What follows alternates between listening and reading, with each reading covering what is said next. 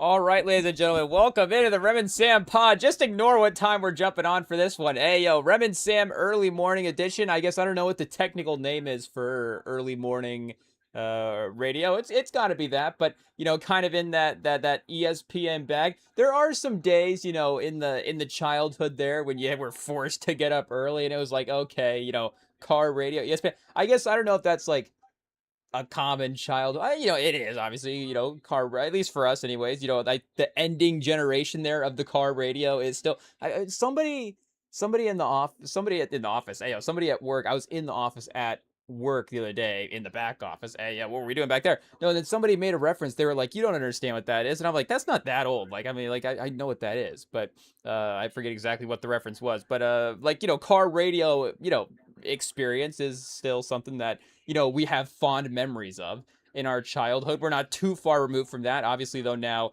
Spotify, Bluetooth, there is some of the serious stuff that is still keeping that alive a little bit, obviously, but I don't think like, people our age are signing up for Sirius. I just think that is, the adult generation moving over into that, moving the radio into that phase, and then, us over into, obviously all these streaming services and things. So, even if you're in the car early morning like that, I guess that was the whole thing back in the day was and that's what they say about TV back in the day as well too. It's like, is this our bit for it, Chad? But it's like, oh, we only had 3 channels. You had to, watch what you had to watch or whatever. But it was like a little bit like that with the car radio. I mean, you still had obviously the ability to play what you wanted, but from an ESPN radio standpoint, from a sports talk radio standpoint, now you can throw on whatever show you want. It can be from whenever. It can be from 4 years. You're like, let me throw this one from 4 years ago on because I want to. Or we're like, can we find any pods from 2013? Were they podcasting in 2013 when the Spurs won their last title? I don't know, but can we go relive those memories after this finals? But yeah, there are some fond memories. I don't remember exactly who was on early morning. I would remember more like Mike and Mike would have been obviously, the iconic morning show, but I don't know who was before Mike and Mike. And I don't even remember when Mike and Mike even start. Like what time did the show actually start in the morning as well too. Shout out to Mike and Mike. Hey, yo. Oh, there's this new movie Mike and Alice and something, but Mike and Mike ESPN radio. And that would have been, powerhouse of ESPN radio as well too. I know that in some ways you wouldn't necessarily think of like the mid 2000, the late 2000s, early 2010s as being like the peak of 2000s radio or ESPN radio. And again, maybe I'm just wrong, but we have to go back and look at the lineups as well too. There are different parts of ESPN obviously that hey yo, can we say that peaked at different times? Pause. Hey yo, Chad, it's the early morning. But what are we saying for? Whoa, hey yo. But whoa, that might be pause, pause, pause. But what are we saying for? Like Sports Center, I think had a different time. Maybe like the '90s. Maybe the Sports Center was at its apex. But hey yo. But Mike and Mike from 2000 to 2017. So I don't. There was that run there where, if I'm remembering correctly, that it would go Mike and Mike into Cowherd and then into Dan Patrick. Maybe I'm getting the order wrong, but I think that was the run. Maybe they weren't all three, or maybe Dan Patrick was off ESPN at that point and he was just on as well too on another station. I don't remember exactly that. Did it go and then for a second and then for a while? Obviously, it went. I believe Mike and Mike, Cowherd, and then SVP and Rosillo as well too, which still obviously is still the run there. But obviously, and Rosillo is the if we go to our Spotify Wrapped, Rosillo would be our guy over Dan Patrick. But I don't if we're going the legacy sports broadcaster rankings, chat, hey yo, don't disrespect anybody. And I think Rosillo idolizes Patrick as well too, so there would be a willingness there, I think, to see the ranking in a certain way. But what are you saying? I think that you would just again, obviously, if I'm getting the lineup correctly, but either way, obviously we're sports, radio rankings is a little bit of a different thing. Does it say the time slot that Mike and Mike was in? Let's see what we got here, Chad. But it probably had different versions. Yeah, I guess it started. It was the 6-7 a.m. type start. So I don't know exactly what the the lead-in for Mike and Mike was. And there was the late night radio as well too. I remember Freddie Coleman was the late night radio guy back in the day. I guess I don't know again, what the lineup is right now. But shout out, obviously paying a little bit of a of homage to those guys. And I guess it is still around too because they have some of the do they still do the not really anymore, but maybe I feel like I've gone into the gym sometimes in the morning and they'll still have like ESPN2 will be on one of the TVs and it'll be like the morning radio show will be on or something. So it's still around. But hey, is the radio still out there, Chet? Hey, I think it is. I think it is. But I guess we stay revolutionizing the game, bringing the ESPN early morning radio to the YouTube airwaves. It is what it is. And I don't know, did Mike and Mike ever react to a future album on there? I'm not sure. So we'll get to that in a little bit as well too, as that is the big news of the weekend, Chat. Hey, we can't wait to get into that. I haven't seen any reaction or anything yet online, so our opinion is, what do you say, like unaffected going in. We just get to listen to the album blank slate. I have no idea if people are saying what kind of standard it lives up to, because I mean the man is on a run. Hot take. Future's dropping good albums, but he's really started to. Speaking of guys, obviously getting to the apexes of their careers. He's really obviously started to ascend in an extra critical way as well too. He's started to collect Grammy noms, and obviously just his career continues to level up. As even he's a big star right now, just continues to ascend. But again, we'll get to that album here in a second because we do have some NBA news to get to. And last night we did also have the Jay-Z at Yankee Stadium performance as well too. So we have seen some of the clips and stuff start to file out from that. And the first one that we saw was him bringing out Beyonce for "Can't Knock the Hustle." But I guess I didn't see it. I believe that might have been to start the show, but I guess we weren't like able to see if we were able to tap into a live stream and see that somewhere or anything. So, well, hopefully somebody's able to, I imagine, somebody's got a clutch and just and post it on YouTube. I imagine. Hey, it seems like any, major concert like this, somebody's going to step up and perform. And, as well, I guess, again, I don't know exactly. It had to have been broadcast somewhere because there's just no way people wouldn't have tuned in to watch it. If it was, I guess, I'm saying that I wasn't able to. So, obviously we're, other people on the same schedule. I'm not sure. But, just have that access. I'm sure would have been there. Obviously, I'm thinking of the pop out, how they had that on Amazon. But as I was looking on YouTube to see if somebody had just uploaded it like, right away, I did see that somebody had the Roots picnic set up there that he did earlier this summer. So the entire performance. So again, fingers crossed. Hopefully somebody's able to drop the video for us here so we can watch the whole set. But we watch the clips and piece it together. That's great as well too. All amazing performances and stuff. I saw that he also brought out Nas as well too, Chad. So hey, it's like what obviously a couple names there that is he really connected to both those names? He definitely is. Obviously he's married to Beyonce, but it's like the one other major rapper that he is connected with, I guess, is kind of Nas as well. And it just is it's again, we weren't necessarily like, I guess we were alive for the rap battle. We weren't necessarily like conscious, collecting memories in a major, pop culture memories when him and Nas were rap battling.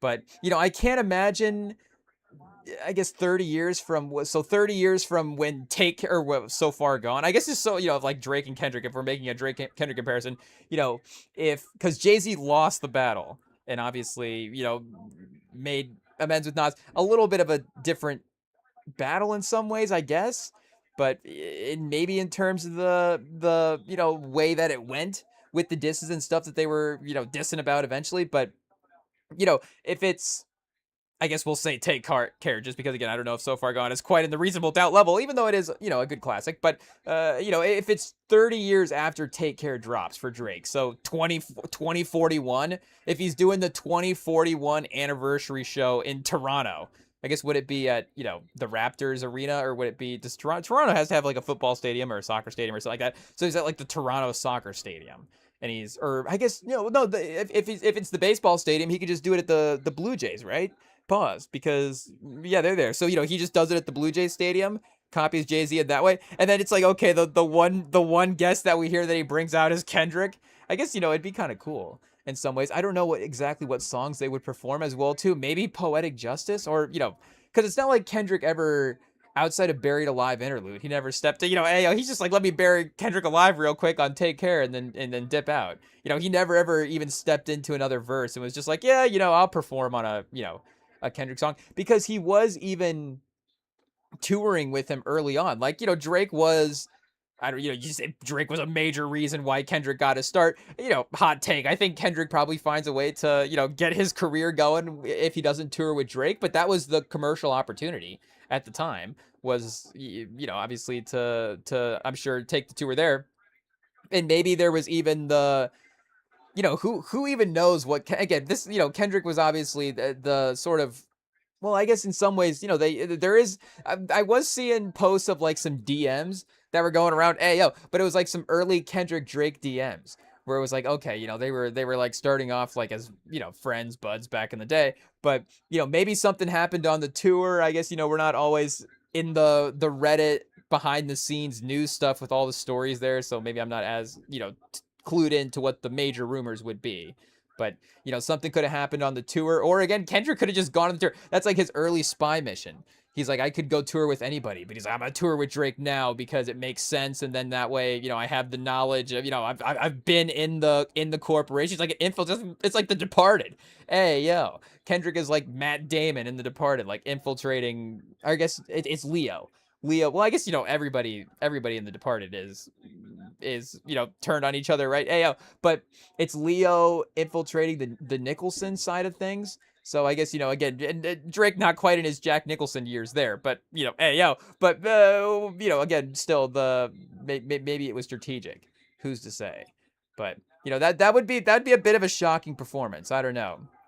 But again, Jay-Z and Nas, or if Drake brought out like Pusha T as well too. Honestly, I guess no, it doesn't really. I was gonna say honestly, after the Kendrick beef, Pusha T seems like kind of reasonable. Hey, yo. Because again, like yes, the hiding a son thing was a major drop, but also at the end of the day, like it's not a bad thing. Hey, it's like I don't even have to hesitate to say it. Again, obviously we're not going to sit here and comment on Drake's parenting skills, but at the end of the day, that's not like a you know, Drake has a kid, like the premise there, again, but like what, we see Drake now, it seems like, I guess to comment on his parents, we'll compliment him. It seems like he is, a good father.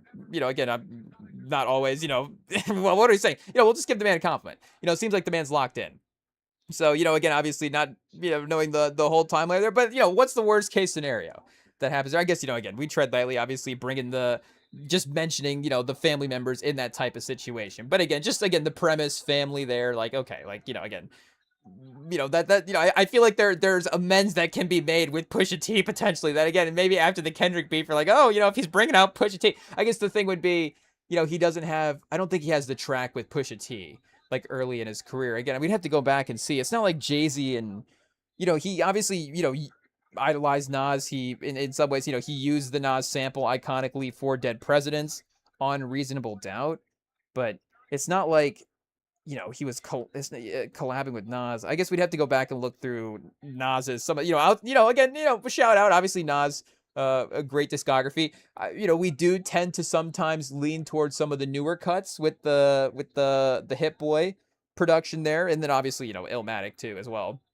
So maybe some of the stuff in between, it is written and stuff. It is maybe gets a little lost in rotation. I don't know how many Jay-Z collabs he has in there, but like the Volume series for Jay-Z, I don't think he collabed with Nas at all. So again, obviously another legend, New York guy. Again the careers being tied there in the early 2000s. It makes sense. Obviously we're not criticizing the fact that he's having legends out there at the tour. But I just thought it was funny that again it's like who is the one feature that we've seen so far for the performance. He brought out Nas.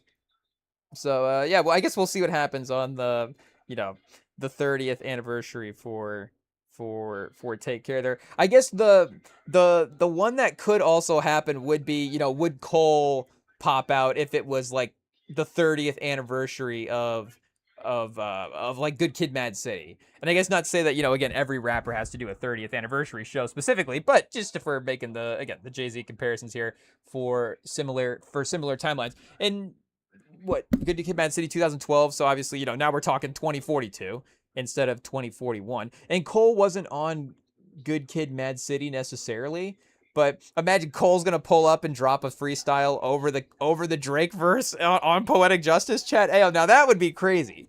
That would be crazy. 30 years later, they just reignite the battle. Hey yo, and it's like Cole originally started the battle from the Drake side 30 or not 30 years ago, but like 15 years ago, I guess, at that point. And then, it's like, okay, now later, he's starting the battle from the Kendrick side of things. Again, who's to say? But, again, obviously, that would not happen. That would not happen because well, and I guess we'd have to go back and see because they probably would have apologized by now, right? Hey, yo, like when did shout out obviously when did Jay-Z's mom step in and have to be like, oh, you need to apologize to Nas for what you said. Hey, yo, like yeah, I feel like that was pretty soon after. That wasn't like a decade later, was it? So that would have been like was that like 2012 that all of a sudden they were starting to make amends, watch the Throne eras. I think it was well before that at that point.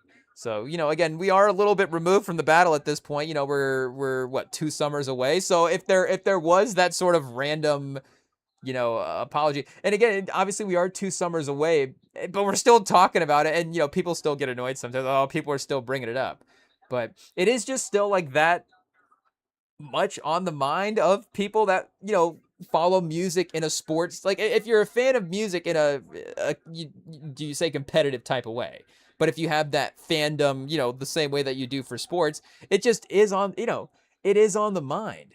Hey yo, it's like it's like the Jordan LeBron debate. It's like, oh, how many times can we bring this up? It's like, well, I don't know, how many times do I think about it? It's just one of those things that you're just always kind of thinking about as a sports fan. I don't know how, what do you want me to do? But it's like I'm sorry. This was the greatest rap battle in history, and I'm a fan of a fan of both of the people and just the entire lead in as well too. It was like a Game of Thrones type of situation. It was like all the backstory and the years of lead in. Like you can't make it up, and you can't have I guess you can say like you can't recreate it, but it just you have to give it time for that type of stuff to happen. Hey yo, again, obviously for better or worse. But for something to hit at that level, again, you can have obviously, they tried to recreate some individual moments with it, with some of the East Coast, West Coast stuff, and it was fun. You had major rappers sparring. You had Joey and Absol, and it was like, okay, we get to see guys put their talent on display there a little bit. This is cool. But, you can't recreate in a moment like a decade of guys starting to have a rivalry with each other. Like Joey and Absol are going to have to hate each other for the next 10 years and then drop another diss track. Like that's the only way you can recreate it. So, again, just that type of, that type of moment. And even I'm trying to think from a sports standpoint, obviously we could go like the 2016 finals. It is the 2016 finals, is still obviously a very referenced, still very, present pop culture, NBA type of moment. But even still, we're a little removed from that at this point. I don't know if, LeBron being on his second team since, starting to be on another team even since then as well is, going to change the way that, the way that the timeline just feels, looking back at that event, making it seem maybe a little bit farther in the past. But, and, again, maybe parity in the league, it has just been longer, pause again too. It's been a decade now since that finals has happened. So, hey, yo, we might have to do like a 2016 summer rewatch of it. And I was thinking about that as well too. But again, it seems like it does seem a little recent as well. And, again, it has been so talked about. It's like, do we need to step up and do the 2016 finals rewatch? But, it is just such, it's maybe the greatest NBA series. But even that, that's off of 1 year of that type of rivalry buildup. Like the Steph emergence was pretty quick, and LeBron and Steph didn't have like this battling sort of factor, going years back. Obviously, LeBron and Kawhi was and LeBron and Durant as well too. I mean, that I guess that was the thing, and that was really what added to the legacy stuff in 2017. But again, that was even different because it was so unfair as well too. It'd be like if, it'd be like if like I guess everybody did kind of team up on Drake a little bit. Pause. But it'd be like if Drake dropped a diss track and it was like Drake and Eminem and I guess Dr. Dre. I guess Dr. Dre. We could trust him to write some lyrics in that situation. Step up for Kendrick. But it's like he's got Eminem, Snoop Dogg, Dr. Dre, Ice Cube, and Kendrick all on a track, and it's like okay, again like. Maybe can Drake. What Canadian legends are Drake gonna get to match up against some of these West Coast guys? But again, I guess maybe there's not a 1-to-1, rap comparison with the way that you have the super team in the NBA. But I guess the LeBron Durant, and that I guess why I made that initial and that 2018 game one anyways made that so special because you have LeBron battling both of those guys. Hey yo, but again, even that didn't quite have the same history as the Drake Kendrick lead-in. Like, I think if we were, doing like a 21st century pop culture moments, you could make the argument that Drake and Kendrick, at least if we were just 2016 finals Drake versus Kendrick battle, you can make a case that Drake versus Kendrick battle is over there. I was going to say, could you make a case that it's the number one pop culture moment of the 21st century so far? I mean, it led to a Super Bowl performance for Kendrick. Again, you could say Not Like Us is like in some ways maybe the anthem of the just in music. You could say it's the anthem of the 21st century. Again, I'm probably just leaving out a ton of massive pop hits, but it's not like the most streamed. I guess I was gonna say that Drake could have The Weeknd on a track if he wants to get Canadian pop stars. I guess not, Chad. Hey, maybe Drake needs to have a little better relationship with some of the Canadian pop stars if he wants to have the super team factor. It's going to be Drake and Justin Bieber teamed up against Kendrick and Snoop Dogg. Hey, I guess, he also he tried to, use the West Coast legends there as well, too. That'd be like if LeBron, like, tried to suit up with the Warriors and he'd, like, pass the ball back to the Cavs teammates and, like, wait a second, LeBron's on our team? We didn't even realize. Like, it's like, wait, that's not working out. So I guess now we're maybe mixing up the analogies. Chad, again, this wasn't even the news. We're just talking about LeBron versus Jordan and Jake versus Kendrick. It is what it is. It's early in the morning. So, what do you do? Do we have to get to the news, Chad? Hey, yo. But speaking of LeBron, I did see this. This is getting us. I don't know if this should make us either really nervous or really excited. I'm not sure. Because it says Luke Cornett leaks a voice memo recruiting LeBron James to Spurs. So I don't know, again, for those that are obviously, like we're saying, locked in, following the headlines throughout the course of the season, we know when Luke Cornett gets involved, things happen, chat. Hey, yo, pause. Because for some reason, Luke Cornett just has a lot of power in the NBA. Again, this man got the league to shut down an Atlanta Hawks themed, Atlanta Hawks supporting local business theme night in just a random regular season game. I don't think Luke Cornett's even played for Atlanta. Is he like from Atlanta? I don't know if the Cornett family is like weirdly like a presence there or something. Like that might be a little concerning, but again, I don't, he or like the league is like his dad, like second deputy commissioner or second assistant to Mark Tatum or something like that. Like, we don't even know what the connection is for Luke Cornett in the NBA or Luke Cornett in the Atlanta Hawks. Luke Cornett just gets on Twitter when he sees this event that Atlanta is having. He gets on Twitter and he's like, you know what, the NBA, I don't really like this. He's like, I don't really feel comfortable with this. And the league's like, you know what, Luke Cornett, we'll listen to you. We'll just shut down this entire team, this other team's night. Hey, yo, no association with them at all. The Spurs, I don't even think the Spurs were playing Atlanta. It's not like Luke Cornett was like, I'm uncomfortable playing in this game because of what's happening. Luke Cornett's just like, this is happening in this. And, I guess, again, obviously there's the country element of this, in some ways we're all in this together. But, in other ways, Luke Cornett, mind your own business as well, too. What are we doing? But, maybe now we need him to use his voice as well. I don't know, because also now he's pitching to LeBron.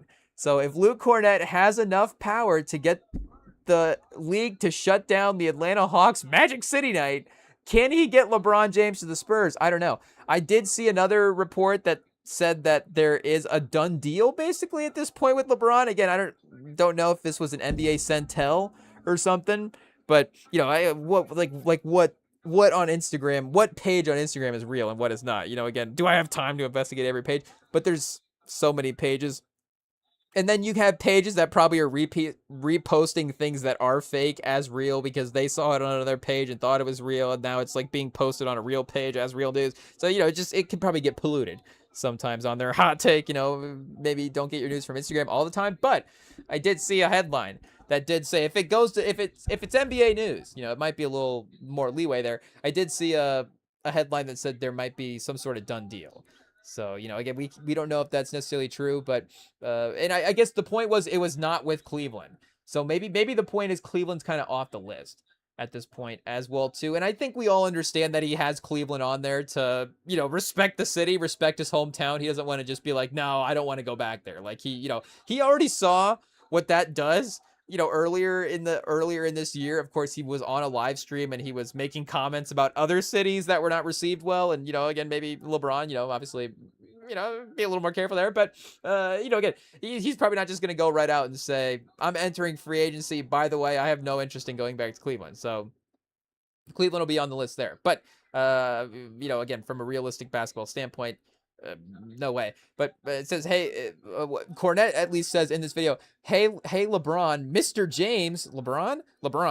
So I guess it's spelled with like some question marks, like he's kind of like figuring out how to say it. Hey, LeBron, Mr. James, LeBron. This is Luke Cornette, number 7 on the San Antonio Spurs. You yelled at me a little bit last week or last year. So apparently multiple times Luke Cornette has run into LeBron James and gotten yelled at. He can't remember if it was last week or last year. That's quite a bit of, that's 52 weeks difference right there. So, Luke Cornette, maybe, I don't know if he's in like a memento situation. He doesn't remember, but yeah, that seems like maybe multiple times he's gotten LeBron upset. So maybe Luke Cornette this is the reason he has to pitch LeBron to Spurs, because Luke Cornette's the reason he's not going. Hey, yo. It says, then Luke Cornette proceeded to list the reasons for James Jordan's service. This is like the Stephen A. bit on ESPN when he's like, oh, great father, great orator, great philanthropist. It says, you can play alongside a generational player and Victor Wembanyama too. Oh, so he's making a little joke there about himself. Chat, I don't like that. Immediately, I'm out. Hey, yo. I can't speak for LeBron, chat, but I'm not even in the NBA, and I'm out right there. I'm a Spurs fan. Hey, yo, Wemby's our guy. We've got this Lonnie Walker jersey stashed up, on the set, pretending it's a Wemby jersey. So, this would be a dream come true. We'd be like, oh, the Spurs want us to play there, and then I read this, be like, Luke Cornette's calling himself a generational player. I'm calling up the Warriors right now. Hey, yo, you want to talk about generational players? I can go play with one. There's one in Golden State called Steph Curry, and I don't know the title situation, whatever, but. I don't want to play with Luke Cornette if Luke Cornette thinks he's a generational player. It says SeaWorld, which he described as bus and chat. This is bad. It says a guest room if James needs some time to figure things out. Like Luke Cornette's going to provide housing for LeBron James? Oh, no. Oh, chat. Luke Cornette just ruined this for San Antonio. How is this guy still on the team? This guy lost us the finals. This guy almost lost us the West. And this guy's now lost us LeBron. This is one of the, I think the only other worst pitch that I've heard was the pitch that the New York Knicks made to him back in the day. Can we look this back up? I don't even remember exactly the full extent of this, but there is some kind of video that they dropped, or the decision was 2010 actually, wasn't it? 2010. What do we got here? New York Knicks, LeBron James pitch. We'll see if we can find recruitment video, chat. James Gandolfini and Eddie Falco. I mean, again, already this is probably a better recruiting attempt. Even if the video is cheesy, and I don't know if what we're allowed to get played here. Oh, shout out to Pablo Torre. I guess we're gonna be playing a little Pablo Torre here as well. But Chad Ayo, we're seeing some other names in this recruitment video that might be not great. So, again, it's been a minute since we've had this on. I guess it's not like a classic rewatch, the LeBron recruitment video. But what are we saying for the randomness of pitching a player to join a team this has definitely been about the most random that you could get here. So let's see. Oh, chat. Ayo, this is the whole episode. Thankfully, that post had the video here. Okay, at least we have some of it. So, Pablo Torre, call in. So, or we'll send a guy over to IT to heist the clip. We have highly skilled IT operatives that can go in and heist clips from different pods. It's like Mission Impossible, or it's like the scene. I was gonna make a different reference because Mission Impossible seemed better, but it's like the scene from No Time to Die when they infiltrate the building to start. Ayo, is that better than any infiltration scene in Mission Impossible? But you do have the scene where they drop in the first one. It's pretty iconic there. So I guess now we're just watching this pod as well too, instead of the recruitment video. But you get the point. It's James Gandolfini and Eddie Falco. So telling LeBron James, why New York's so great, I guess. But now we have Luke Cornett telling LeBron that Luke Cornett is a generational player. We have SeaWorld. Luke Cornett has a guest room. And San Antonio's a great place for kids. I mean, again, Luke Cornett, like, that's almost disrespectful to his family. Like, his family's grown. Like, his son's in his one son plays for the Lakers and his other son is like in Arizona playing basketball. So, again, a great place for kids. I guess there is that sort of mentality that like adults have, that they just always refer to the younger generation as like kids. I guess that's maybe sometimes more of like a grandparent thing, but that's there is, again, like you get to a certain level of age, it's like, okay, you start calling me kid or bud or something like that, you can get away with it. If you're, you got the gray hairs, the sign of respect, like you can get there. But if you're just like some 40-year-old guy pulling up some 30, I guess we're not even 40, we're in the NBA here, like some 29-year, Luke Cornett's probably like 29. You're some 29-year-old guy. I mean, Luke Cornett's like, I guess, well, we tried lightly, but Luke Cornett's not like that much, older than Bronny or something like that at the end of the day. Again, obviously in a professional sort of now standpoint, but and I guess maybe Cornette could be like 38 now. I don't know what he is, but again, there is that in the NBA. There is that world, I guess, was what I'm saying. Cornette could be like 27, and you're just like, wait a second, how, what's he said? San Antonio's a great place for kids. Like, what is he saying? But it says you're chasing number 5. We've got 5. We're kind of in the same ballpark. So they're talking, LeBron chasing his 5th NBA title. The Spurs already have 5 titles. I mean, it is true. Duncan has more titles than LeBron. But, I don't know. Can Cornette say we? I get that he's on the team. He's actually played minutes for San Antonio. We have not played minutes for San Antonio, and I would even say we sometimes. But I actually think our plus minus might be a little bit better, chat. Is that a rule? Is that a rule? Like, as a fan, I have a 0 plus minus for the team. Like, yes, I have never actually contributed points, but I've never given up a point either. I've never gotten, killed on a switch, or Pops never looked at me on the sideline and be like, oh, we can't play him because, pick and roll. Maybe if I was front row at a game, he probably wouldn't be like, oh, can we get this guy to, a tryout? At some time, I've seen, iconic, I guess, sort of bit that you'll see out there on Instagram where you got the guy shooting hoops in the driveway, and it's like, this is how I dreamed it was go as a kid. And you like make a bucket in the driveway, and then somebody like runs on screen. They're like, oh, we just have to offer you a scholarship right now. Like, it seems like you're, the most talented player we've ever seen driving through this neighborhood.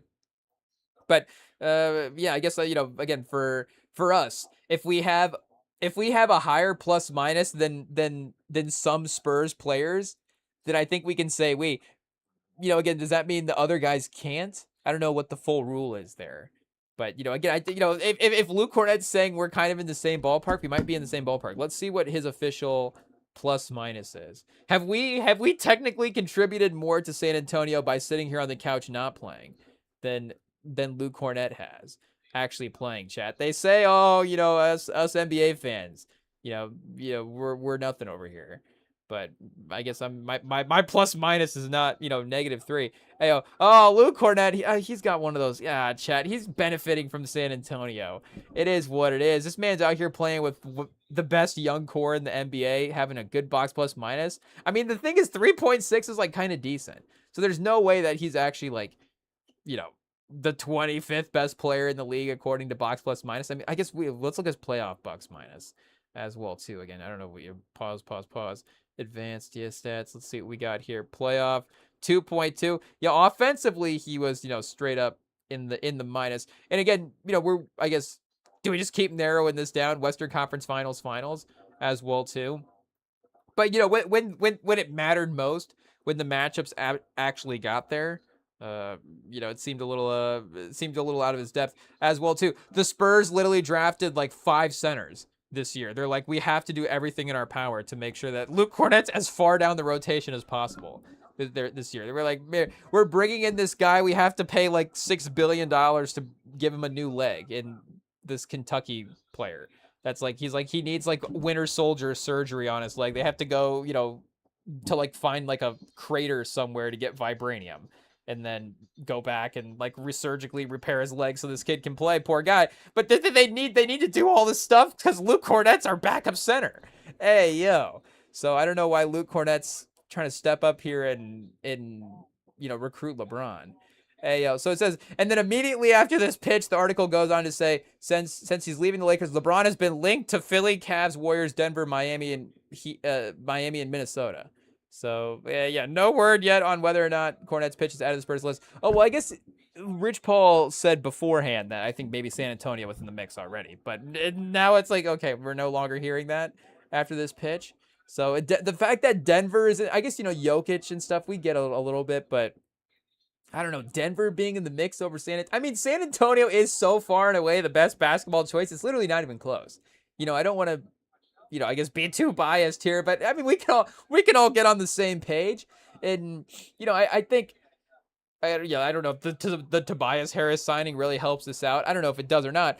I don't know if LeBron is I guess I say this with all due respect. I'm just talking about where I would be at mentally as a fan going into the season, competitively approaching these other teams. I don't know if LeBron puts us on that, definite super team level where it's like, now there's no question we're the favorites to win the title. I think we still have to, prove that we would be a step above to move up into the odds in that type of way. And I guess we're already kind of there as well too. But again, fully healthy OKC, a confident New York team. I guess, we don't have to worry about Boston anymore. But Philly, hey, yo.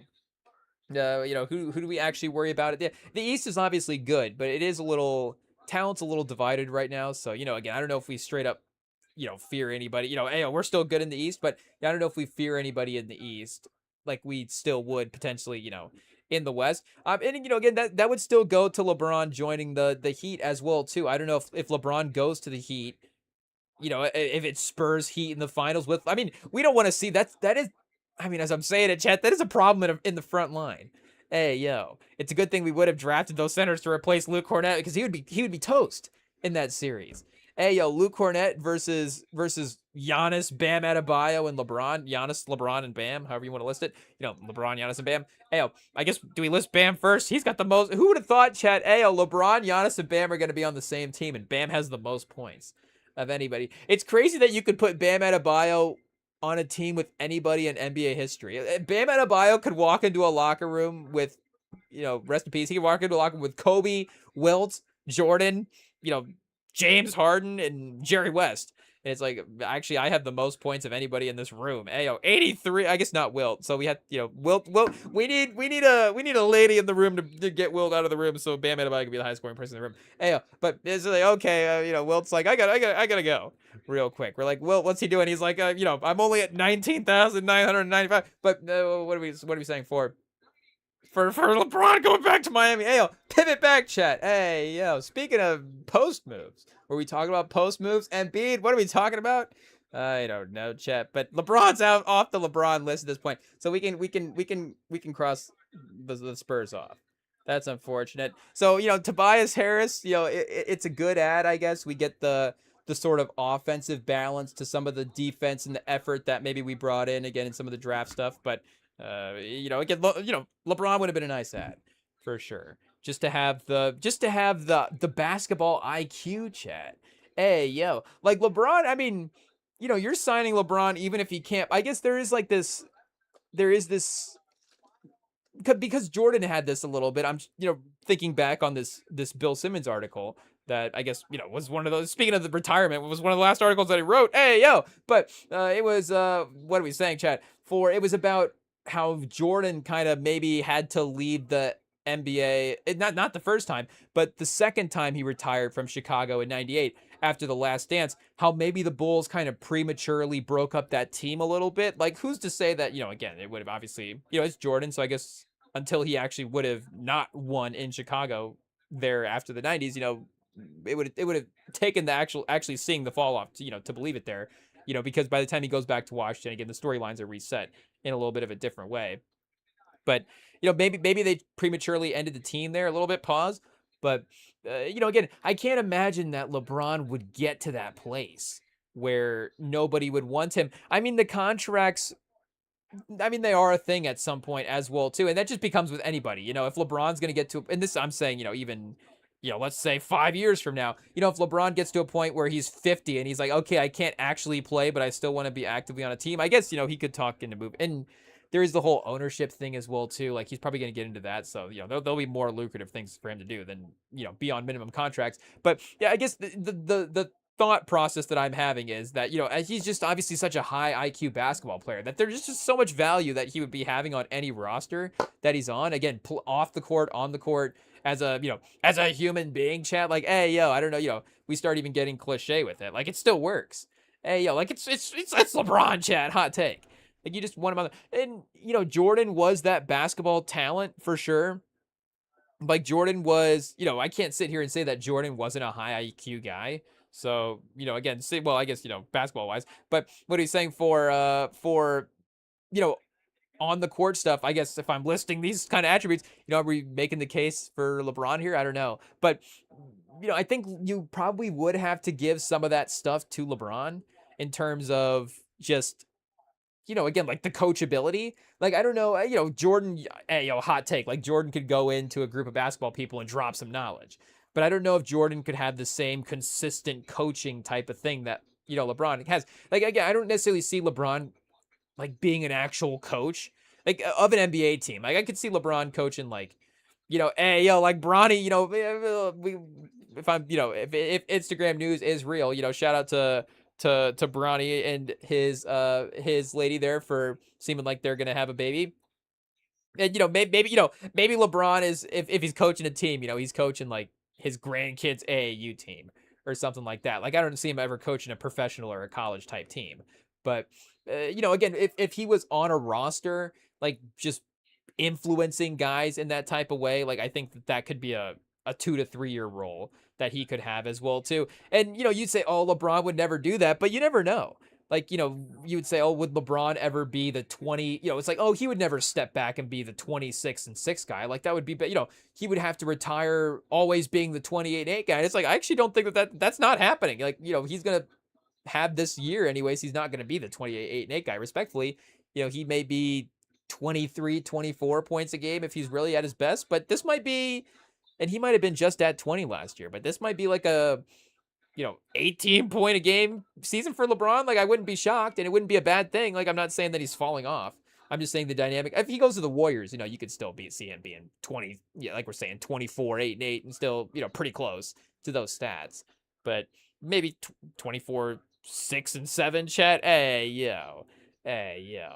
But what are we saying? Again, for LeBron, I just don't know if he has that type of same, Jordan thing. And I guess, again, would Jordan have ever played for like a minimum contract? It does seem like that might be a thing that, LeBron might do at some point as well. And, or, this year, hey, yo.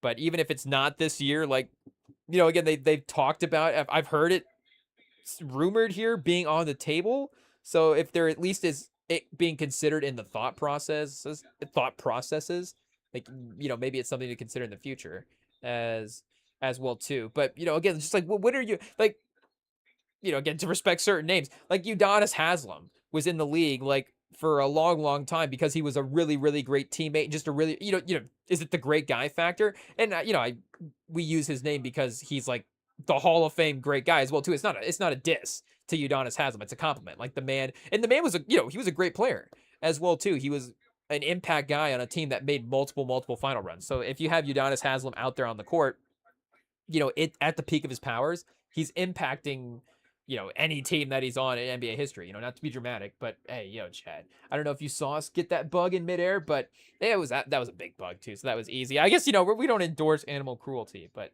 I guess IT might have to cut that out. Who's to say PETA's gonna track us down, chat? But what are we saying for? Hey, yeah, what were we saying? Something about LeBron there and playing well. Who's to say? But hey, hot take. I imagine that he'll have a team, and I think this is just more again LeBron enjoying his offseason. Hot take is really what it is. Not to say that a ton of guys are like, it's not like the teams are all locked in at this point. Obviously, Summer League is now going in Vegas for the NBA, so the teams are focused on that, and the guys that are, participating and the people that are involved there, have obviously their time occupied. But it's not like the teams themselves, if he goes and joins it's not like the Warriors themselves are doing the workouts and crazy stuff like that. Again, there is the off-season stuff that the guys could be doing as well. But from a team standpoint, LeBron doesn't need to commit to a team at this point. He can wait till the very, very last minute of free agency and see how the entire landscape of the league plays out. Because again, I think that goes exactly to what I'm saying. Is literally all of these teams. There's not a single team on this list that wouldn't want LeBron. That maybe we need to say that as well too, because it's like, oh, where is he gonna go? Where is he gonna go? He can go anywhere. Like this is him choosing a little bit here. Like I guess again, I don't know the cap situation for every team, but which one's saying no? Miami's saying no. They actually need talent, so they just traded everybody, so they're taking him. Denver again, they lost a bunch. They just waived Valanciunas, so they're gonna need to bolster up there. Minnesota, like all these teams need depth just in general, so they're not gonna turn away any type of above average rotation guy. Oh, wait a second, it's LeBron James who's still maybe at his best, a top 30, top 25, top 15, who even knows, guy in the league at this point as well too, still super impactful. So I think, and the more I stare at the list, the more it becomes like, why would it not be Philly as well? It's not even, I guess not to just randomly take a shot at Embiid here. It's not even like Embiid as well. Like I could just see him being like the Maxey Jaylen Brown combo is almost the most tempting one here. I guess if we're just talking the talent, Jokic and Giannis, obviously. And Minnesota, I mean, I think the fear is honestly that Minnesota might craft a good pitch, because I was seeing some stuff about him like, okay, you bring Minnesota the title, that can kind of be like the New York, factor that you were looking for there, how they never won. But, you do that in Minnesota, with LaMelo and Ant Edwards, like there could be some legacy stuff there. Like, I guess all of these other teams that he is considering to go to have won titles. Of course, he brought the one to Cleveland, but Philly, again, like we were saying earlier, would actually be in that New York. I guess New York had won a title, but that would be in that New York range of him bringing it back. So that's why it keeps making the most sense as well, too. Because, again, obviously it wouldn't, I don't know if it goes into the same Jordan category, because it would legitimately be, at least if you're from New York, but it would be one of the first things that, just gets brought up as well. You'd be like, oh, he didn't win the title, but the New York title's like between the 2016 3-1 comeback and the New York title, like that's basically like winning 6 rings there. So, again, I don't know if the Philly one gets in that type of discussion, but it is, at least from a legacy standpoint, bordering into that type of territory, like we've talked about for, the weight for them winning. But I guess, if anything, we'll see if another player steps up. I guess speaking of Drake and Kendrick, chat, the Kendrick bar where, he says he's going to kill a couple rappers, but they just did it to themselves. Chat, I think the Spurs just did it to themselves off this list for LeBron.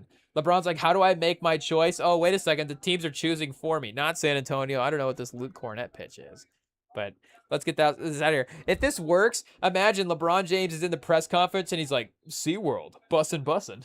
I guess, we can't really do a LeBron impersonation, but, the voice. But what are we saying for, I just like, which one of these things is he going to say? Yeah, outside of him basically referencing that, yes, Wemby is the reason that he would go there. But again, that's, Cornette left out the top 3 reasons why LeBron would go to San Antonio: Victor Wembanyama, Steph Castle, Dylan Harper. And then I guess the 4th reason would be Popovich is still part of the organization. Honestly, I think that's legitimately a number 4 reason. Number 5 is Popovich was a part of the organization and won San Antonio 5 titles with Tim Duncan.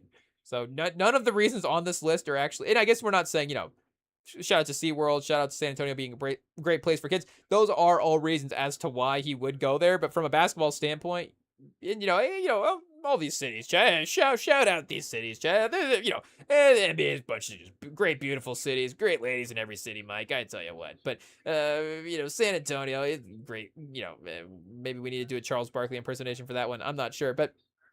Yeah. LeBron James going to San Antonio for it. Chat. Hey, we're gonna have to workshop that a little bit, but yeah, I guess not anymore, unfortunately, because Cornette's out. So or Cornette ruined it.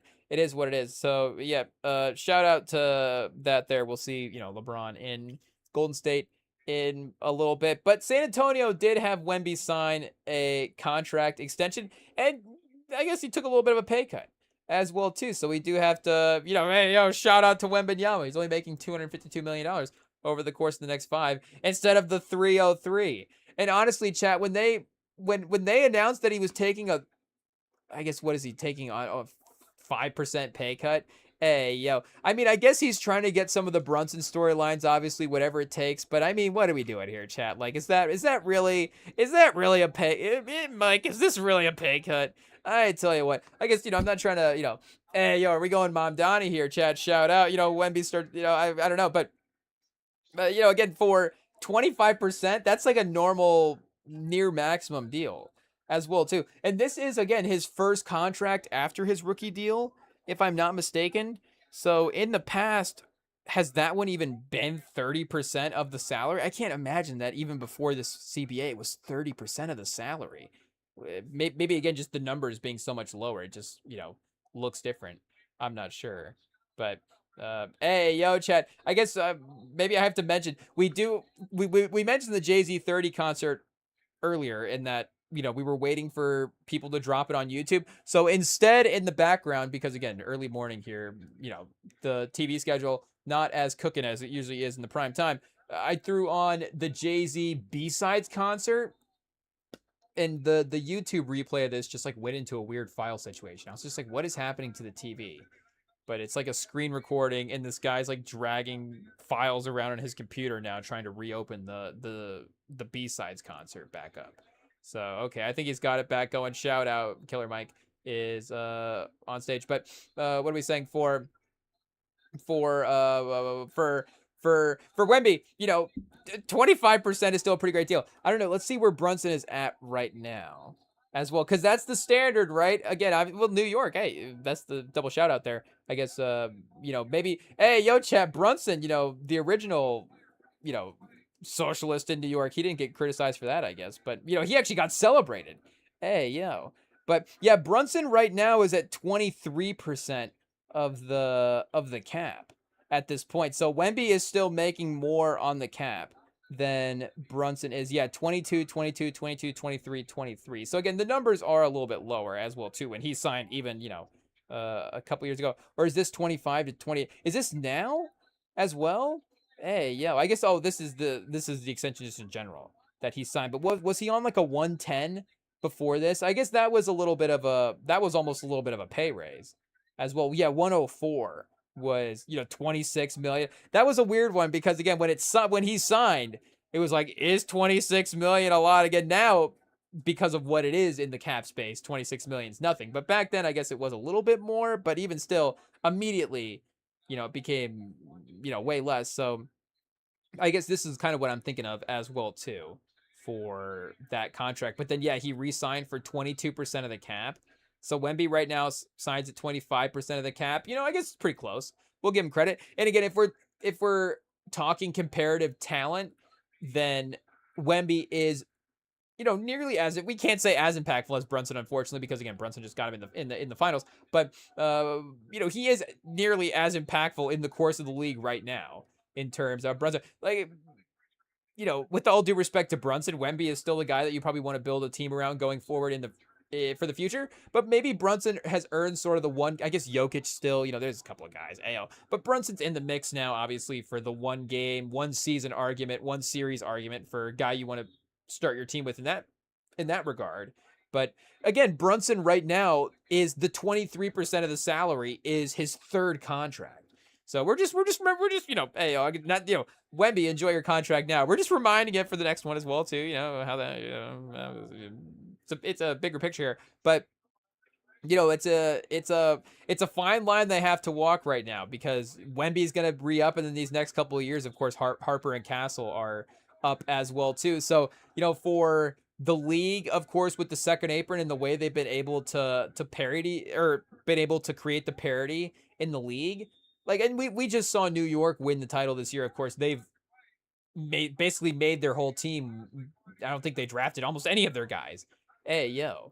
Like they maybe I guess they know they didn't draft Anunoby. He's from the Raptors. They got Bridges from, his Bridges is on his third team. Brunson's on his second team. Towns is on his second team. Their whole bench. I guess Miles McBride and Mitchell Robinson are the two guys that New York drafted this entire run. Again, they literally had to trade for everybody else. So you can retool a team outside of the drafting and the maneuvers of the league. It is still possible. I think we still need to look at that with this new. I guess maybe the case would be New York built this team before the second apron. Ayo. So I guess we will have to look at that as well.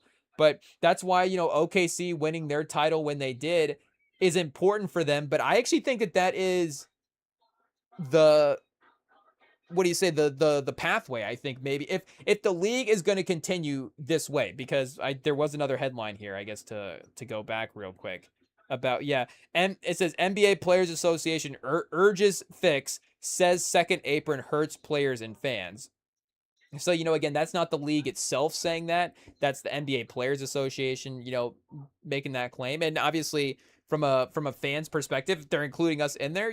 We do have to admit that there is some entertainment value that has been taken out of the I guess, I'm trying to look for a better word than transactional, but there has been some entertainment value that has been taken out of the transactional element of the league. It is what it is. As much as you say, like, how much, the league moves are entertaining. Yes, they are. This the entire industry is built around them. So, you take, I guess, like, you say that out loud, and it's like, oh, wait a second, the league takes those away. Like, what were you thinking there? But, I guess you weren't even, for some reason, that just, those thought processes weren't happening there at the time. But hey, yo, who knows what they were thinking? It is what it is. But if let's just say if the league is going to continue into this second apron thing, and I guess I don't even know how long the CBA is around or what amendments they can do to fix it at this point as well.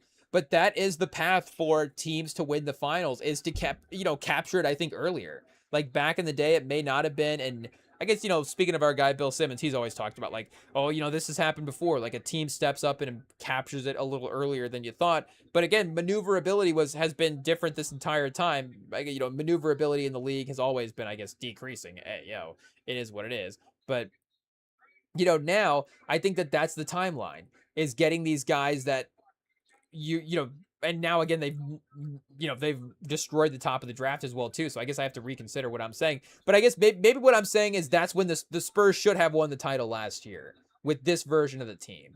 And obviously the Wemby Castle Harper core should be around for a long time, and Wemby should be still as impactful as anybody. We just saw Shea take his team back to the Western Conference Finals. So, again, Wemby being at the top of the ranks, like, these guys can still, of course, take these teams to these far playoff runs every year. But the health factor as well too will be something. If I'm talking like the sort of overthinking it fan side of things that clearly I'm doing right now, that was, again, the first playoff run that San Antonio has had. So usually we see that, if I hate to say it, but it is what it is. Again, you have to speak, realistically, and that I think can go into management as well too, and how, you can hopefully avoid those things happening.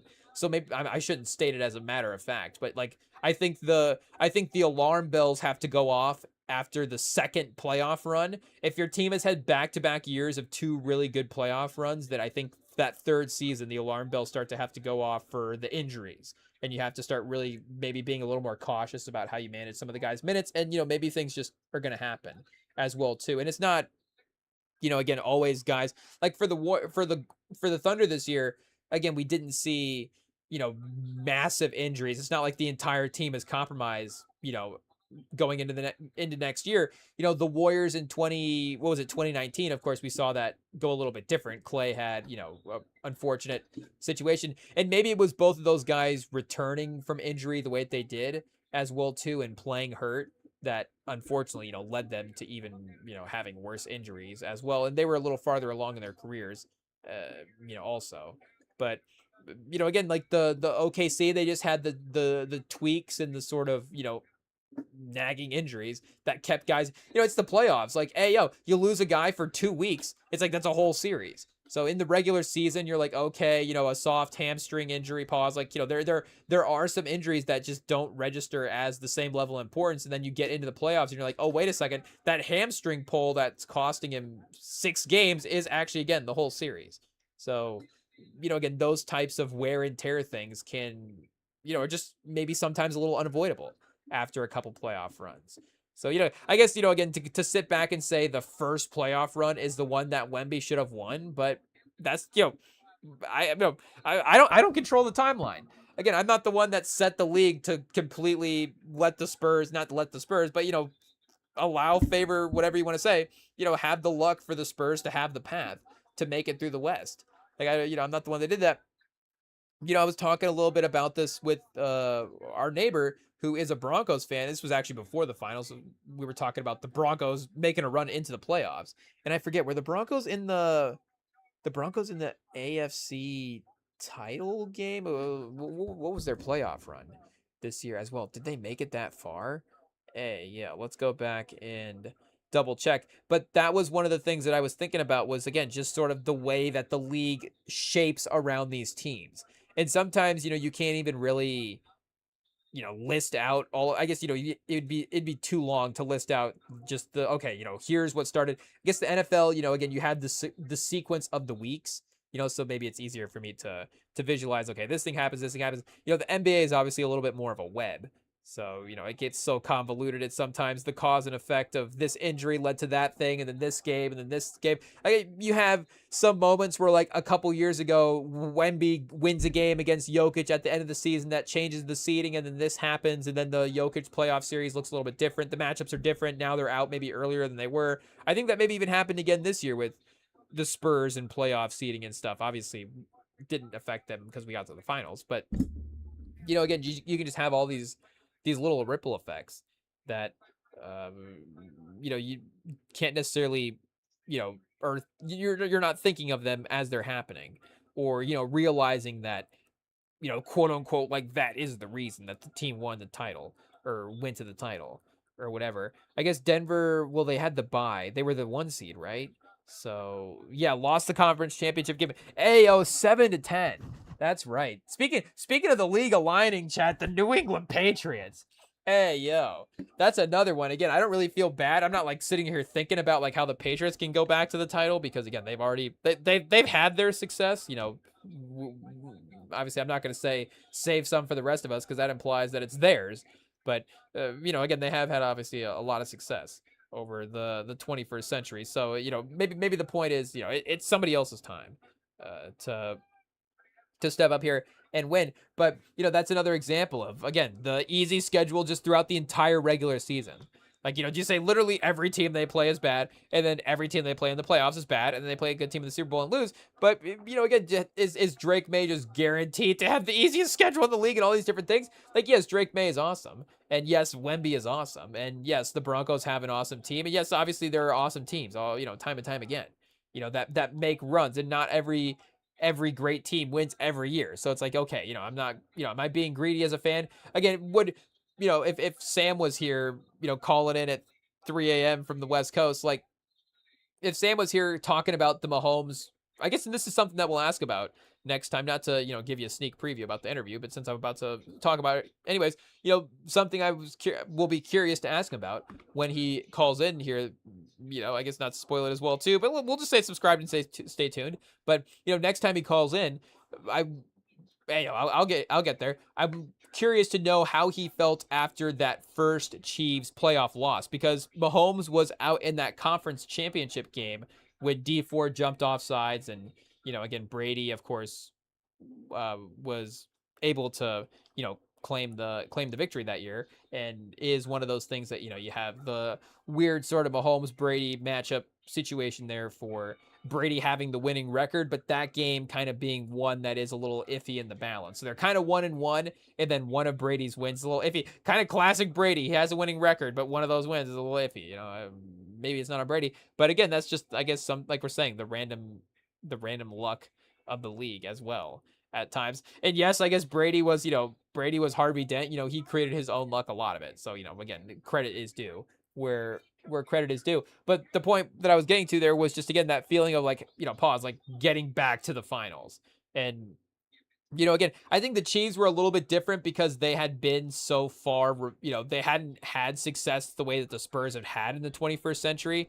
It's not like the Chiefs were off of 5 finals and then bounced back and then, whatever. Again, Duncan, and maybe this is why the Spurs fan, my mind's contorted a little bit as well too. Like, Duncan did actually win the finals in his first playoff run, if I'm not mistaken. I could be wrong. That rookie season, did they lose? They may have lost to the Jazz, actually. So here, let me go back and, even settle myself down a little bit. Hey, yo. Oh yeah, the 50-game season would have been the next year. Okay, so yeah, am I was it Stockton and Malone? Hey, yo. 97, 98. I guess it must have, they would have won the West that year, because that would have been, again, the last dance season that year. So if they would have matched up with them, obviously that would have made sense. Yeah, Western Conference semis, they lost in 5 to Utah. Hey, not even close. And again, it is the fact, and maybe I'm just thinking, maybe it's the karma as well too. It's just the karma of having the opportunity to win the title so many times and then completely giving it up. Like New York, in some ways, if it was any other franchise besides the one that was like had the, maybe it, speaking of, again, it being their time, maybe the Spurs fan, again, with 5 titles this 21st century, the New York getting their first title. It's like, hey, wait a second. What did you just say about another team having their time? Again, if it was any other team, then maybe from like a NBA cosmic standpoint, I wouldn't feel, I would feel, worse about it. But that is the one thing that I'm like, okay, New York, it was their time, I guess. If any team had to be like the sacrificial Western Conference team that had to lose, if New York's gonna win the title, somebody in the West has to lose the title. So I guess, hey, it's gonna be somebody. Maybe it's the team that has the, one of the 3 best draft prospects in NBA history. So it is a little bit of like that, okay, you'll be fine afterwards as well. Again, so if it was like Indiana last year, for example, like they're, again, we're not going to criticize their situation. Obviously, Halliburton could be as good of a superstar, is as good of a superstar at this point in both their careers as Wemby is. We have to give him his respect. And that roster as well too has a lot of really good pieces going forward that, they should be competitive if Halliburton is back and healthy. But, again, it's a different type of thing if Indiana loses to a team that, again, Indiana's also never won a title as well too. So, San Antonio, the most successful franchise of the century, again, it is a little bit different, but it's like, okay, did we just like totally, prove that we're not worthy to win the title there?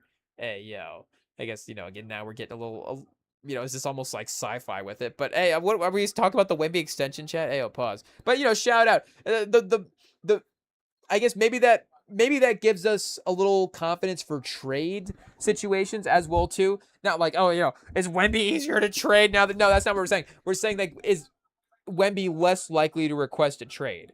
Because that is one of the things, and maybe Wemby's not thinking about that as well too. Hey, but not to give him some business advice here, but that is, of course, one of the factors in the timelines of players requesting trades with their contracts that we have seen is, players will wait until they re-sign their drafted team contract extension, so they get a little bit of an extra dollar boost because it's the same team or the same team they've been with or whatever, the team that's able to give them a little bit more. So they re-sign there and they request the trade. Obviously, again, recently Bradley Beal did that with Washington. Giannis just did that with, Milwaukee. Again, and maybe, like we're saying, Wemby can use San Antonio in the next contract and then be like, okay, now I'm signing for 50% of the max or 50% of the contract, and then, now, and then a requested trade right afterwards as well. But I guess maybe at 50%, be like, okay, yes. But,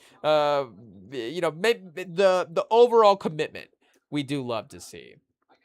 And, again, San Antonio fans were never really thinking about whether or not, like, I got to be honest, like, again, maybe I'm being a little too arrogant here. I'm not really thinking about it with Castle and Harper. Maybe I haven't. Maybe I will now that I am. Hey, yo, I don't know. Is that a Voltaire quote? Hey, yo. Or a Billie Eilish lyric? I'm not sure.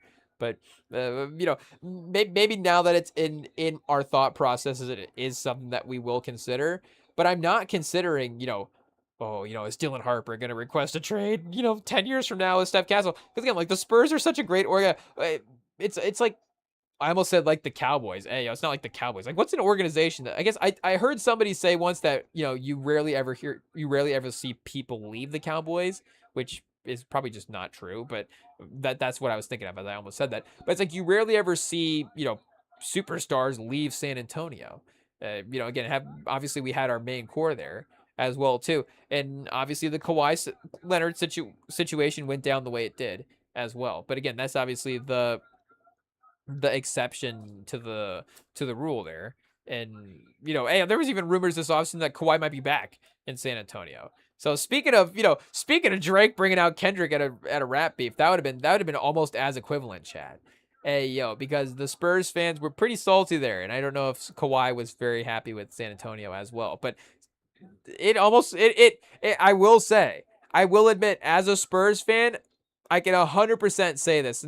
I guess I don't know if I can 100% say this, but 95, I can say this with 95% confidence that I'm 95%. I don't even know how maybe confidence level is going to mess up the way I'm phrasing this as well too. But I am more. I think it's more likely that Kawhi Leonard returns to play in San Antonio, and maybe now as well too that the league has canceled the trade. Hey, yo, they're like, actually, Kawhi Leonard can't leave. They're like, Kawhi Leonard, you thought you could leave the States and avoid an investigation. Hey, yo, apparently Canada's an extradition state, Chad. Hey, or an extradition country. Hey, we're not trying to, turn it into a state, but apparently they will extradite back to the U.S. Kawhi's going to have to go play, like, French basketball or something like that to, avoid it, I guess. Who's to say? But apparently, I guess, maybe Canadian, he thought he was close enough there. I don't know. But apparently not. Because the league, I guess, and he didn't make it out. See, that's the problem. Is Kawhi should have gone to I guess he can't just move because he's under contract with the Clippers, which is the problem. So even if he moves to Toronto, it's not like he can just play for the Raptors at that point, unless his lawyer is able to negotiate some kind of contract release, obviously. But you know, hey, yo, I guess the point was it's more likely outside of that Kawhi Leonard would just return to San Antonio than it would be, I think, that, Kendrick has or Drake has Kendrick up on his show. Either way, I don't know. But what other do we have any other headlines? Should we just get into the album and get to the rest of the headlines later, Chet? Hey, we do have this fight apparently we have to break down, and there was some strong summer league performances. As was it, and by fight to break down, I guess I should be clear because there is a couple of events this weekend, but we're talking about NBA fights. Hey, yo, Bam Adebayo apparently beat up Tyler Hero. Who's to say? It says that Bam Adebayo struck Tyler Hero, but I can't imagine that was just like a, hey, yo. Like, can we just read into that? Tyler Hero slumped by Bam Adebayo? Hey, yo. I think is really what it is trying to say there. Who's to say?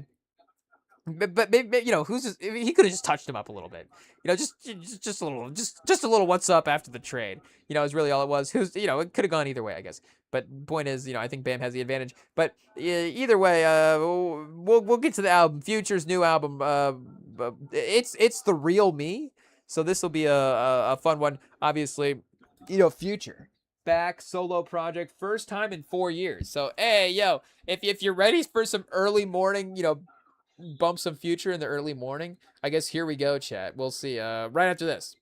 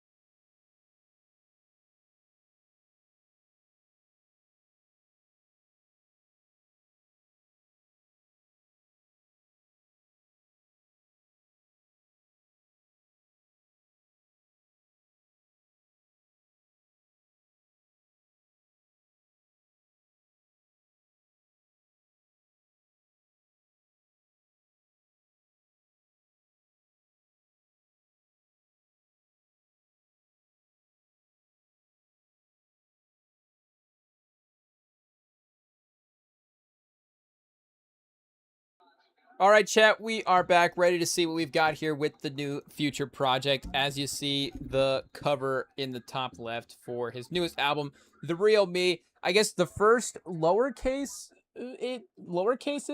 he's had in a solo project since 2020, I guess, as well, too. Hey, yo, I don't know what that means for the decade long run there. But, or I guess the deluxe version of Pluto Baby as well too does have some difference there. Either way, what are we saying? Off of the one of the great 2024s that any single years that anybody has ever had, 2024 for Future, and it will, of course. I guess I can't say it will go down as an underrated year, but it is something that again does get a little underrated because of what we said earlier, just the magnitude of what that event became.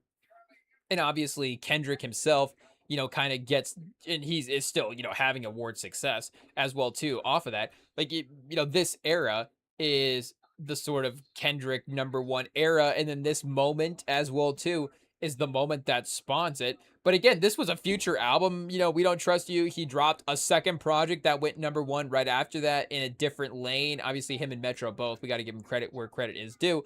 And we still don't trust you. That was, I guess I should say sonically a little bit of a different lane. There's some R&B stuff going on there, and it's a great project as well too. At times I find myself going back to "We Still Don't Trust You" more than "We Don't." I mean, I don't think that that's necessarily a hot take, but I think "We Don't" is still maybe a little bit more of a refined project. I don't know. It really just depends. It really just depends. Again, we're doing the early morning version of the Remington pod. See, the sun's rising. So as the pod started, I thought maybe "We Still Don't Trust You" was the album I'd rather listen to. But as the sun's rising now, I'm thinking, maybe "We Don't Trust You" is the mood. I don't know. But then, of course, he dropped mixtape Pluto as well too. A mixtape, but a great project on, again, we hit streaming. It's difficult to tell sometimes. And at the end of the day, the way it hits the playlist is still the same, regardless of whether or not it is a mixtape or an album. But one of, again, literally the great years that any other rapper has had outside of literally Kendrick that year is kind of the only other year as well too. Obviously like Eminem in like 02, 50 Cent in 03, but it's got to be individually. I think it would be difficult to say a top 10 rapper music producing year of all time. Again, I don't, am I gonna, just because I named a couple there and said Future, I DMX and stuff. Again, there are other names. So I'm saying, is it in the top 10 if we're talking, hip hop specific? But again, obviously very very impressive that all three of those albums are like iconic for his discography, and again just this entire run as well too. The 2022, what year was that dropped here? 2022 album, I Never Liked You, which did get nominated for a Grammy as well. Again, maybe the Pluto Baby Pluto. I don't know how the collab album run went for Future there as well. But again, he's obviously really elevated in the 2020s here. And there is that little sample cut that they have on "We Still Don't Trust You" that talks about, is Future actually, is the big three of Drake, Kendrick, and Cole actually a big four with Future in it? And I think that is, at least we might have to just say that that's true for the 2020s. For the 2010s, obviously we can go album for album for those guys. DS2 is, as much of a classic as any of those projects. Obviously, again, some of the artistry that Kendrick is working with, a little bit of a different level there. But, either way, musically, again, an album like DS2 is able to compete with any album that the big three dropped. Back in that time, he collabs on "What a Time to Be Alive." He has a major hits on "Evolve," and that album stands up in a streaming way, like any album that Drake has sometimes as well too. Again, it's got definitely some big songs on there for sure. Again, but for the 2020s, I do think it was Cole taking himself out of the battle a little bit. Again, I hate, with all due respect, I'm not trying to say that, maybe it pushed Cole's legacy down a little bit or whatever. Who's, obviously the man's still having a great career. But I do think that it maybe realigned the big four a little bit. And again, or realigned the big three into a big four. And I guess, maybe it's not even, maybe it's more of maybe it's two big twos. I don't know if that's a pause or not, but maybe it's instead of a big three now, it's two twos. Hey, yo, speaking of Jay-Z, maybe it's Kendrick and Drake now, or like the pairing, and Future and Cole, or the pairing. Again, I don't know if Future and Cole are ever going to get in a beef. Again, I don't know if Future would, ever, get in a rap battle with any of those guys directly in that type of way. He might be involved in disses the way that he is here, but obviously he'll just, drop Futures with them later as well too. I guess and Future, he'll feature on everybody else's album, and then obviously it's like, okay, I don't need anybody on mine as well too. I think I did see that this album had no features. I guess I haven't clicked into it to see. Do we spoil it, chat? No features, but I guess that kind of already got spoiled a little bit as well too. And they could obviously be hidden, but from what I saw, no, nobody else will be appearing on this album, which I guess the real me, solo, Future, hanging out by himself. Hey, yo, I guess it would have been interesting. The real me, Future's got like only lady features on this album. Would have been kind of a fun, move for Future as well too. I guess I don't know how he could have subliminally, sent messages there in some ways. And I guess I don't know, if this implies, subject matter as well too for what the album could be, about. Hey, a more vulnerable lyrically vulnerable Future. I guess, what would that look like in some ways? I feel like Future definitely lays a lot out there on the tracks. I mean, he Gucci Flip Flops again. Like he literally, he made that song almost in the moment. He ran to the studio right afterwards. He was like, I'm inspired to make a song. So the man has always been able to, life and art, and he's always had, the intersection there. So, again, obviously we'll see, what the I guess narrative structure of this album is as well too, in some ways, as we go through the songs here. And he did release the one single for it, but when he dropped the single again, it was very much like, this is the single for the album, here's the album. So, and it was close enough that I was like, you know what, we can hold off on the single until the album drops and see what's going on. And plus, I guess I didn't know if he was going to drop a run of singles as well too. So it's like, okay, are we going to listen to one and then not listen to like two or three a little bit or whatever? But I think only ended up dropping the one there. Scrolling through, it looked like that was the only one with some previous plays being listed. But and he did change it. He did. I don't know. Do we call it the reverse weekend? That might be the pause. Hey yo. But this album did remind me. This album cover does remind me a little bit of the Weekend album cover, which I kind of think he brought back as well too. I was looking at. I had a couple of songs from Hurry Up Tomorrow on streaming pop through, and I thought, wait a second, do they have the old? They do. So the original cover, I guess, do we have to look it up for the people that don't know? I feel like Hurry Up Tomorrow is a big enough album. If we reference it, you guys know what we're talking about. But I guess just in case, since we are journalists here, we can do the proper work and see what is going on. Hurry Up Tomorrow 2025 film. No, we want the album from the Weekend. Yeah, we see here from the little preview. Yeah, this was the album cover that dropped the day of, obviously, if you guys were tuned in. But the album cover that is on Spotify right now is the album cover that he promoted the entire rollout with. Was this like, close up facial situation? Ayo, pause. But probably could take a second to think about how to phrase it. But either way, this sort of angle that they had on the photograph here was obviously, again, the one that they promoted. So I guess he went back to it at some point as well too. He's like, let me let people forget about it. I don't know, but the other album cover was kind of cool as well too. Again, I did like the consistency. The consistency is one thing. It's like, okay, this is what the album cover is going to be, and then day of, you're like, wait a second, what's this? But it was like, oh, this actually works. This is kind of sick. And I guess not to say that. Well, I guess it is. I don't know. Like, I'm sure if this was on like a vinyl shelf, it might be a little intense. This being the entire vinyl here. But again, I guess I don't know. Did it directly inspire this Future album cover, chat? Hey, yo, we've got to run. I guess if it was like if it was like a wall of album covers like this, I guess I don't know off the top of my off the top who else has done this as well too. I'm trying to think, like, it's I was gonna say like Miseducation of Lauryn Hill, but again, that's like it's like the wood background as well too. It's not like an actual photograph. But that is, obviously, if I could, if I hopefully this phrasing sounds respectful, but that is like her face on the, the front of the album there. But again, it's not like a direct photograph as well.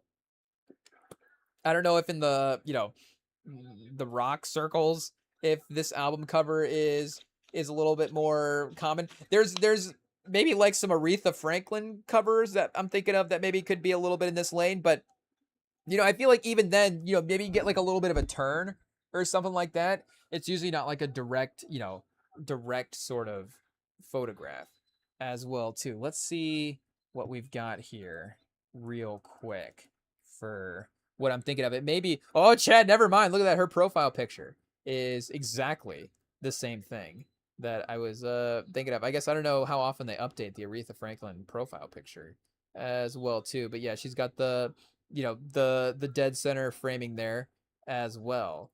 But yeah, I mean, yeah, kind of the iconic, look there for a lot of the Aretha Franklin album covers. I guess I'm kind of thinking of all of them in some ways. But yeah, again, they kind of like are turned. I guess this was the one I'm thinking of. Yeah, A Rose is Still a Rose, 1998. She's kind of turned, but again, even in this one, she's got kind of her hands put up a little bit as well too. Love Songs compilation. We've got a different posing. Yeah, see this one, we've got kind of the hand up as well. We've got another turn here on Aretha, 1986 as well. And plus, there's an outfit here. Like even if the outfit is not involved, like I guess love all the hurt away. Oh, love all the hurt away. I gotcha. Okay, yeah, there we go. 1981 album. Like the outfit's obviously front and center here, but again, you can see that there is, something very, very fashionably going on. Like, get it right. I mean, again, this is a very, very fashionable album cover, but you can tell so much more fashion going on as well too outside of the album cover with just the rest of the album. Even in like Jump on It expanded edition or 1982 just normal edition as well too. Again, you see maybe a more simple outfit on the album cover itself or Aretha 1980. But, again, obviously still very, very fashionable as well, too.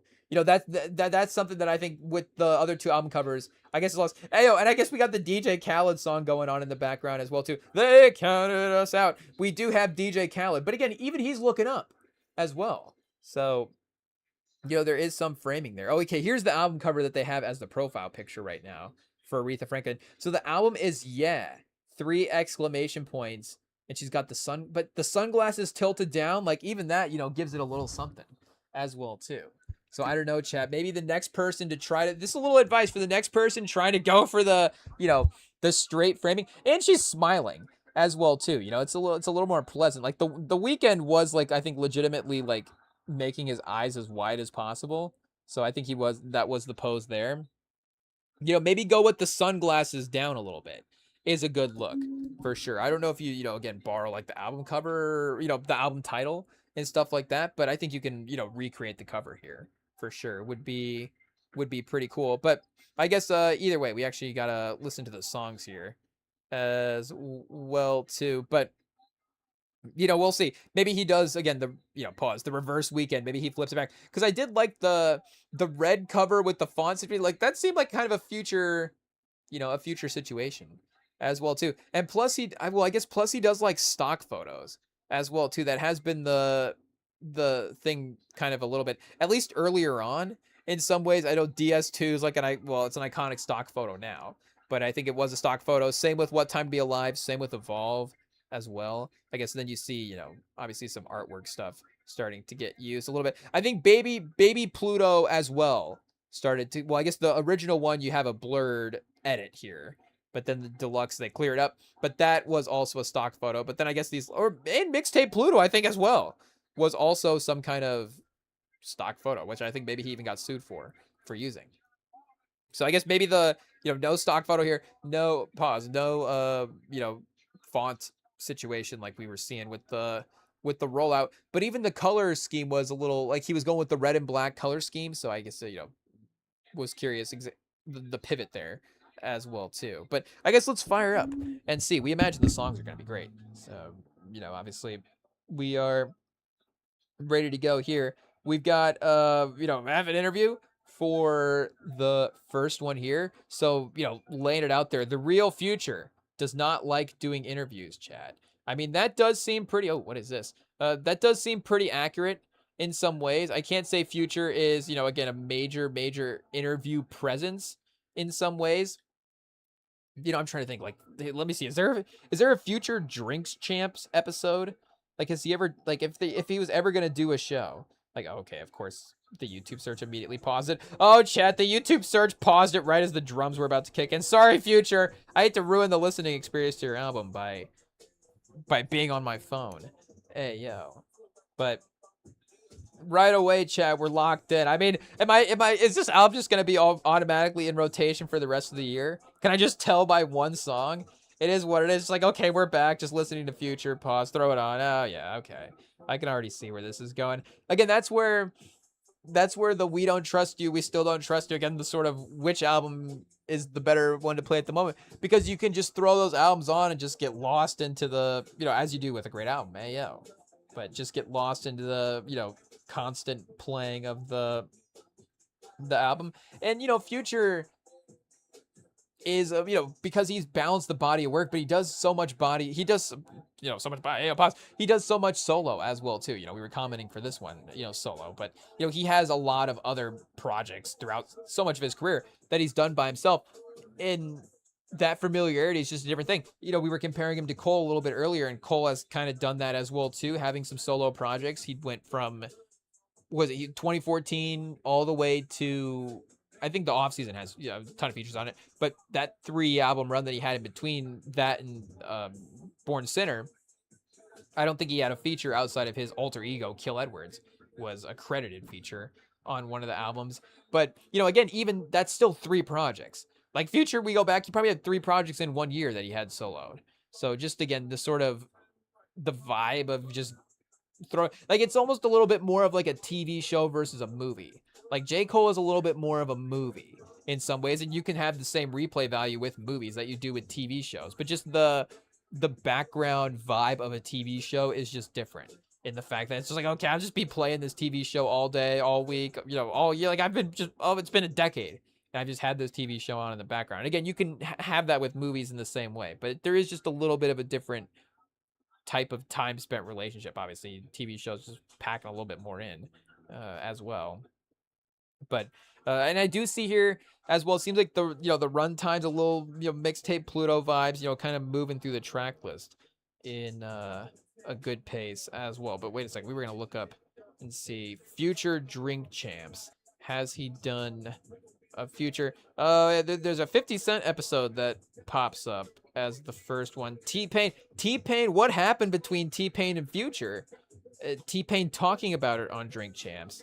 Maybe ASAP Rocky making a Would You Rather with Future involved. But Lil Wayne maybe mentions him in an interview because he drops, or that one is recommended as well. But yeah, again, Future can't really say that he's ever done an interview. So, or, been like consistently out there doing interviews in that way. He's obviously out and about. Like if we were comparing him to Kendrick in that way, Kendrick, I would say, is completely sort of outside of being at award shows, like showing up to get the awards. Like you basically never see him in public, and even at the award shows, you don't really see him too much at like after parties and things like that. Again, being in the sort of celebrity sphere. So Future is in the celebrity sphere, very much in some ways, but again, in the sort of public entertainment sphere, he's not really like majorly, I guess, again, it's not to say that he's not a major presence, but again, he's just not like actively doing the interviews and doing the circuits in things like that. But the sort of the cadence on this one, Chad, it's very it's very sort of simple rhythmic, but it is kind of hypnotizing a little bit. I just kind of was obviously, as we talk over here, catch a little bit in the background, but just kind of the I mean, again, just a little bit of a mix up off the first song there, but enough to keep you going through the first 2 tracks. And we probably should get some lyrics up here in the background as well too. Get the genius going to make sure we are locked in. Okay, yes, we got the future here front and center. I guess we were already seeing posts as well too about him expecting to go #1, which is impressive as well, again, considering the body of work that he's put out at this point. He is like one of the most proficient #1 album artist droppers of all time, if I'm saying that correctly. And again, in some ways that is a little bit of the era, a little era specific. Like guys now do just in some ways can drop more music than they did in the past. I mean, sometimes it was more common to, just the time spent between albums was going to be a little bit different. But now again, and just the process of even, dropping an album as well too. But now obviously again, their access to that is crazy. Oh, chat, we do have Andre 3K on an intro. Oh, what a time to pull up the genius here on No Misery. Do we have to go back? Hey, yeah, we might have to mute the vintage NBA game we have on in the background. Hey, I was call it vintage NBA game, classic NBA game. I guess they're both compliments, but I don't know. Vintage, does it have a little more prestige to it? Hey, okay, there we go. If we can't hear Andre 3K in the intro, then we gotta be more locked in here. It is what it is. A very ethereal beat, chat. Is that the drums kicking in late, or was I not paying attention where they just dropped out there for a second? But either way, whenever the beat kicking in there in the second time, or the first time, just later on, is great. Again, do we just automatically replay the track here? I'm gonna set it for replay real quick because we weren't as locked in for the first part of this as we should be here real quick. It says no, now everybody discusses the trap genre, the whole rap. Is this a interview, an excerpt from 2019's Wizard documentary? The clip showcases artist Andre 3K speaking highly of Future. Oh, we might have to watch this, chat. Hey, yo, Front Row Music posted on YouTube. Hey, yo, I don't know, has Pluto ever run like the Future documentary on the? I guess I would say, do they run that on the hip hop channel? I guess it is a music video channel, so maybe that's why they keep it specifically to music videos. But maybe there needs to be a they run there needs to be a channel on there where they run the interviews and the documentaries and stuff like that. There is a lot of these. I'm gonna say random, but a lot of these YouTube documentaries and stuff. And again, Future's one of the biggest stars that we have, obviously. But you could go certain levels with it at some point as well too. Equal to the level of the music videos that you're playing there. So yeah, there we go. We got the Andre 3K snippet, and I guess that is the snippet alone is gonna hold off the beat drop as well too. But yeah, just the production on this, again, very very vibey as well. So this is gonna be a high replay value track here for sure. Your numbers are 1 and 7. I'm trying to tie you like an 8. One of them members, I'm one of the only never needed a chat. Can we read at this early in the morning? I guess not. We should have done like some reading reps before this to get warmed up. Hey, yo, okay, wait a second here, chat. Let's dial in real quick.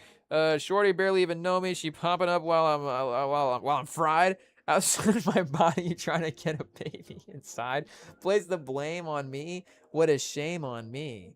Hey, yo, chat. So Future in his bag here, I guess, for this one. We get him really kind of like a edited up sort of chorus situation as well too. Kind of a fun Future move. I guess again, we're not getting like an extra credit there for that part. So Future is good to go. And I guess he does obviously have the ability to get Andre 3K on a feature, I think.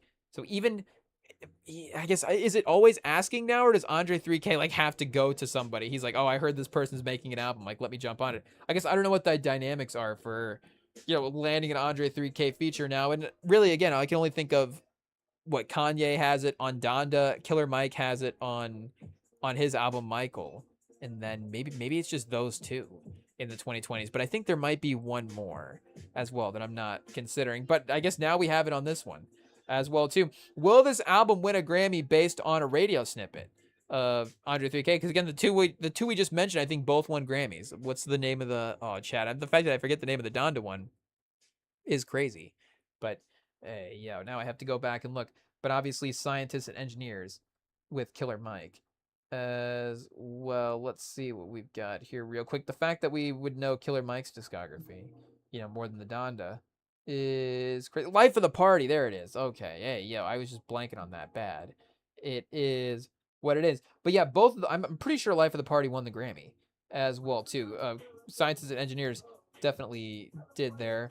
So, and a little again vibey kind of, I don't know if you say R&B type track, but definitely more melodic for Future here. Again, I think that I don't know if that's implied via the album cover here, but I'm not surprised if this is the lane for sure. We still get obviously some good some good trap elements.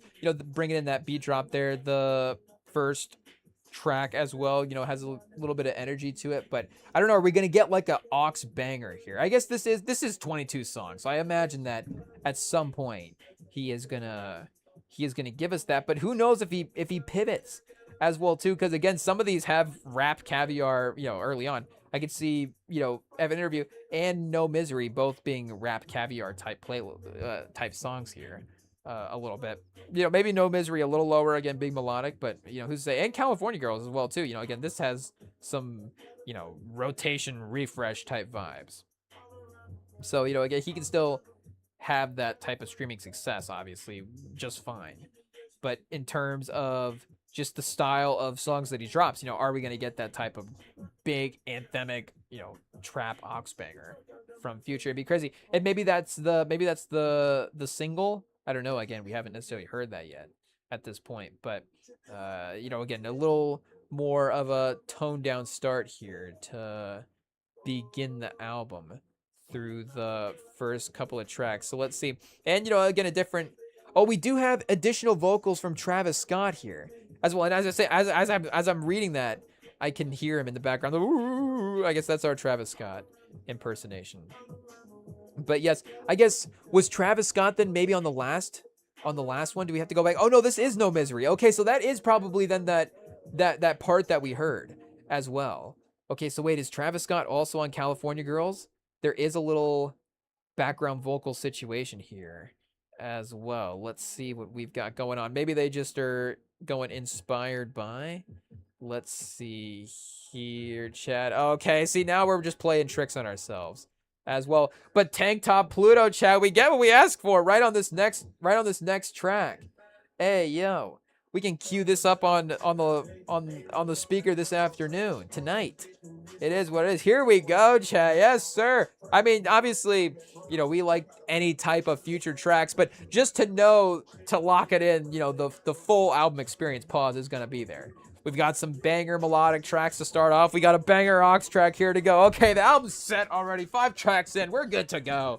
We're good to go. We only need, after Iceman, it's like we only need 2 songs off that album. The standard lowers for amount of songs that you need off an album to be passable for the album to be good every time Drake drops an album. So Future's set here 5 songs in. I don't know if that made sense or not, but yeah, I guess point being, there was no additional Travis Scott vocals on the last track, but he is there on Misery.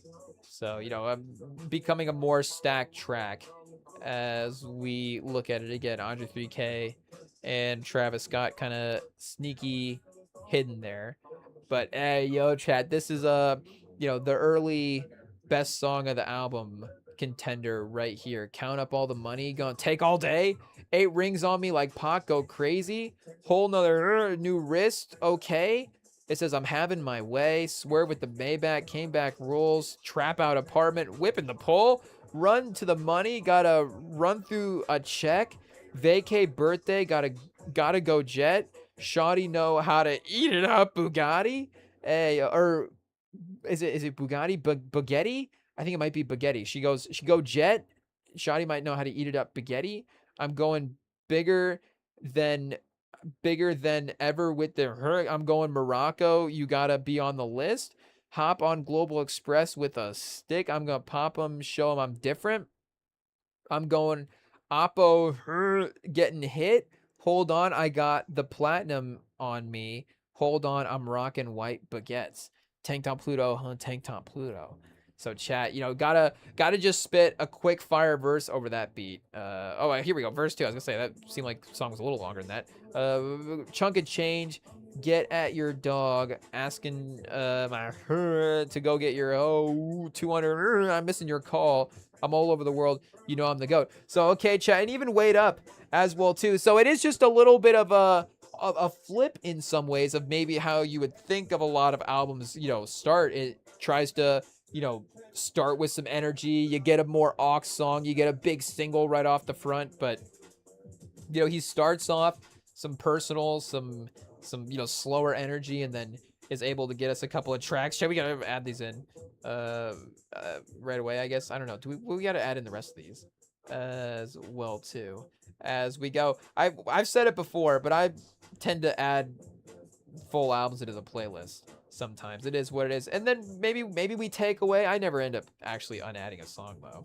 It is what it is, because it either just never gets in the shuffle rotation for me to be like, oh, I never listened to this, let me take it out, or I never am just scrolling back through that much to be like, oh, wait a second, The Real Me by Future. Let me just revisit this album and clear up what songs we need in this place. It's like I'd rather just have it in the playlist and then hit shuffle and just let's go. Yeah, let's just have all the songs in there and then see what happens. But we're an agent of chaos with our playlist, chat. 3,000-4,000 songs. Heck yeah. But and going just because that's all that we got so far. But what are we saying for wait up? I guess we gotta keep up here with the track list. But yeah, this is definitely classic Future trap banger for sure. Tank top Pluto definitely seems like it is bringing a little bit more energy, a little bit more. I don't want to say newness to the Future discography, but it seems like that one stands out a little bit just of even some of the that production was pretty crazy of some of the trap bangers that he's had. So this one again definitely seems like it could be snuck right into DS2 or something as well. So I guess we could see who was producer on this track. I missed that one. TM88 is the first credited producer. It looks like there's a couple others as well too that are listed here. I guess C $D CSD Sid, and then Swamp IQ, Alan Kondo, and Inferno, Chad. Hey, that's a great producer name. Shout out to Inferno. Doesn't look like the Genius page is too stacked here, but I mean, what a start. Here we go. We just have to click a no profile picture, I guess, for Inferno or Inferno, or their profile picture just grayed out as well. But let's see here. I guess we could go through the playlist, learn the songs a little bit. But yeah, shout out to Inferno. And then what do we got here? Konnichiwa. I was like, okay, how do we say this real quick? But Konnichiwa. What language is that? Is that Japanese? Am I wrong? Let's say girl Konnichiwa just went capiche wild and oh, there we go. Okay, yeah. Future, make sure to explain it for us. Just some subtle plot. There we go. I combined the words. Some subtle plot explanation for Future, just in case we don't know what Konnichiwa means. He's able to he mentions a country. Boom, we're good to go. So it's a girl Konnichiwa just went capiche wildin' in Japan having exoticos. I got exoticos. I'm high demand. I got love for them. I ain't trolling them. I can't go for a bait. Hey, yo, chat, what other morning radio show is, reading out Future lyrics over here? Usually morning radio is just like, let me get some coffee, and then we'll have, like, a local, chef come on and talk about, like, some recipes, and then, like, a local bird watcher will, like, give us a report. But, no, the Rem and Sam pod, we got Future lyrics, and we got NBA news. I mean, this is a fun time. Early morning party, chat, on the Rem and Sam pod. We may need some of that coffee, though, at some point. I am not sure. But what are we saying for? No, the future production is that's caffeine, chat. Hey, yo, that's adrenaline. That's that'll have a surge in later. That might be a pause, but we're talking about the adrenaline part of it, though. Again, maybe I don't know exactly 100% what we're referencing there. But adrenaline, it probably gets used in a lot of different scenarios, would be my guess. But what are we saying for? Uh, do we keep going here with the lyrics? Having Pluto problems don't have no problems having cake. I'm gonna dump on them. I call me Domino. I'm getting my cut. Again, we can't really read early in the morning, so if the lyric you're like, that's not what the song says. Well, unfortunately, that's what our 6 a.m. Brain is reading. Trench coat chat. Oh, what a run, chat! What a generational run from Future. Do we have to? Is this Scorsese meme time? Hey, yo, 4 songs in, chat. We gotta say absolute cinema for Future. Hey, yo, he does it again, chat. He does it again. Album of the year for Future. Is this the best 4? Have we not had a 4-song run like this on an album? Do I have to go back now real quick and just go through the albums? Iceman, I guess, is the first one to go to. Is Iceman album of the year? I guess Octane is album of the year so far. Iceman is just the newest. In Octane, melodic rap versus kind of a more traditional, hip hop style as well too. So, just bridging some gaps there. And I guess it depends as well. The thing is maybe the split of like the sort of critical acclaim, and what is I thought I had my earbuds in for a second. Chat. I just reached up to take them out. Hey, yo. Like, what is the sample for this? Real quick. There's something familiar about this sample. Wait, I guess I forgot Spotify has the song DNA now. Hey, yo, that might be a pause. It doesn't have, I guess, anything listed as a credit. But I almost have to pause this real quick and think. What am I thinking of? Do I have to like go to the what's that Google search thing you can do and like hum a song real quick? It's like maybe I'm thinking of a couple different ones as well too.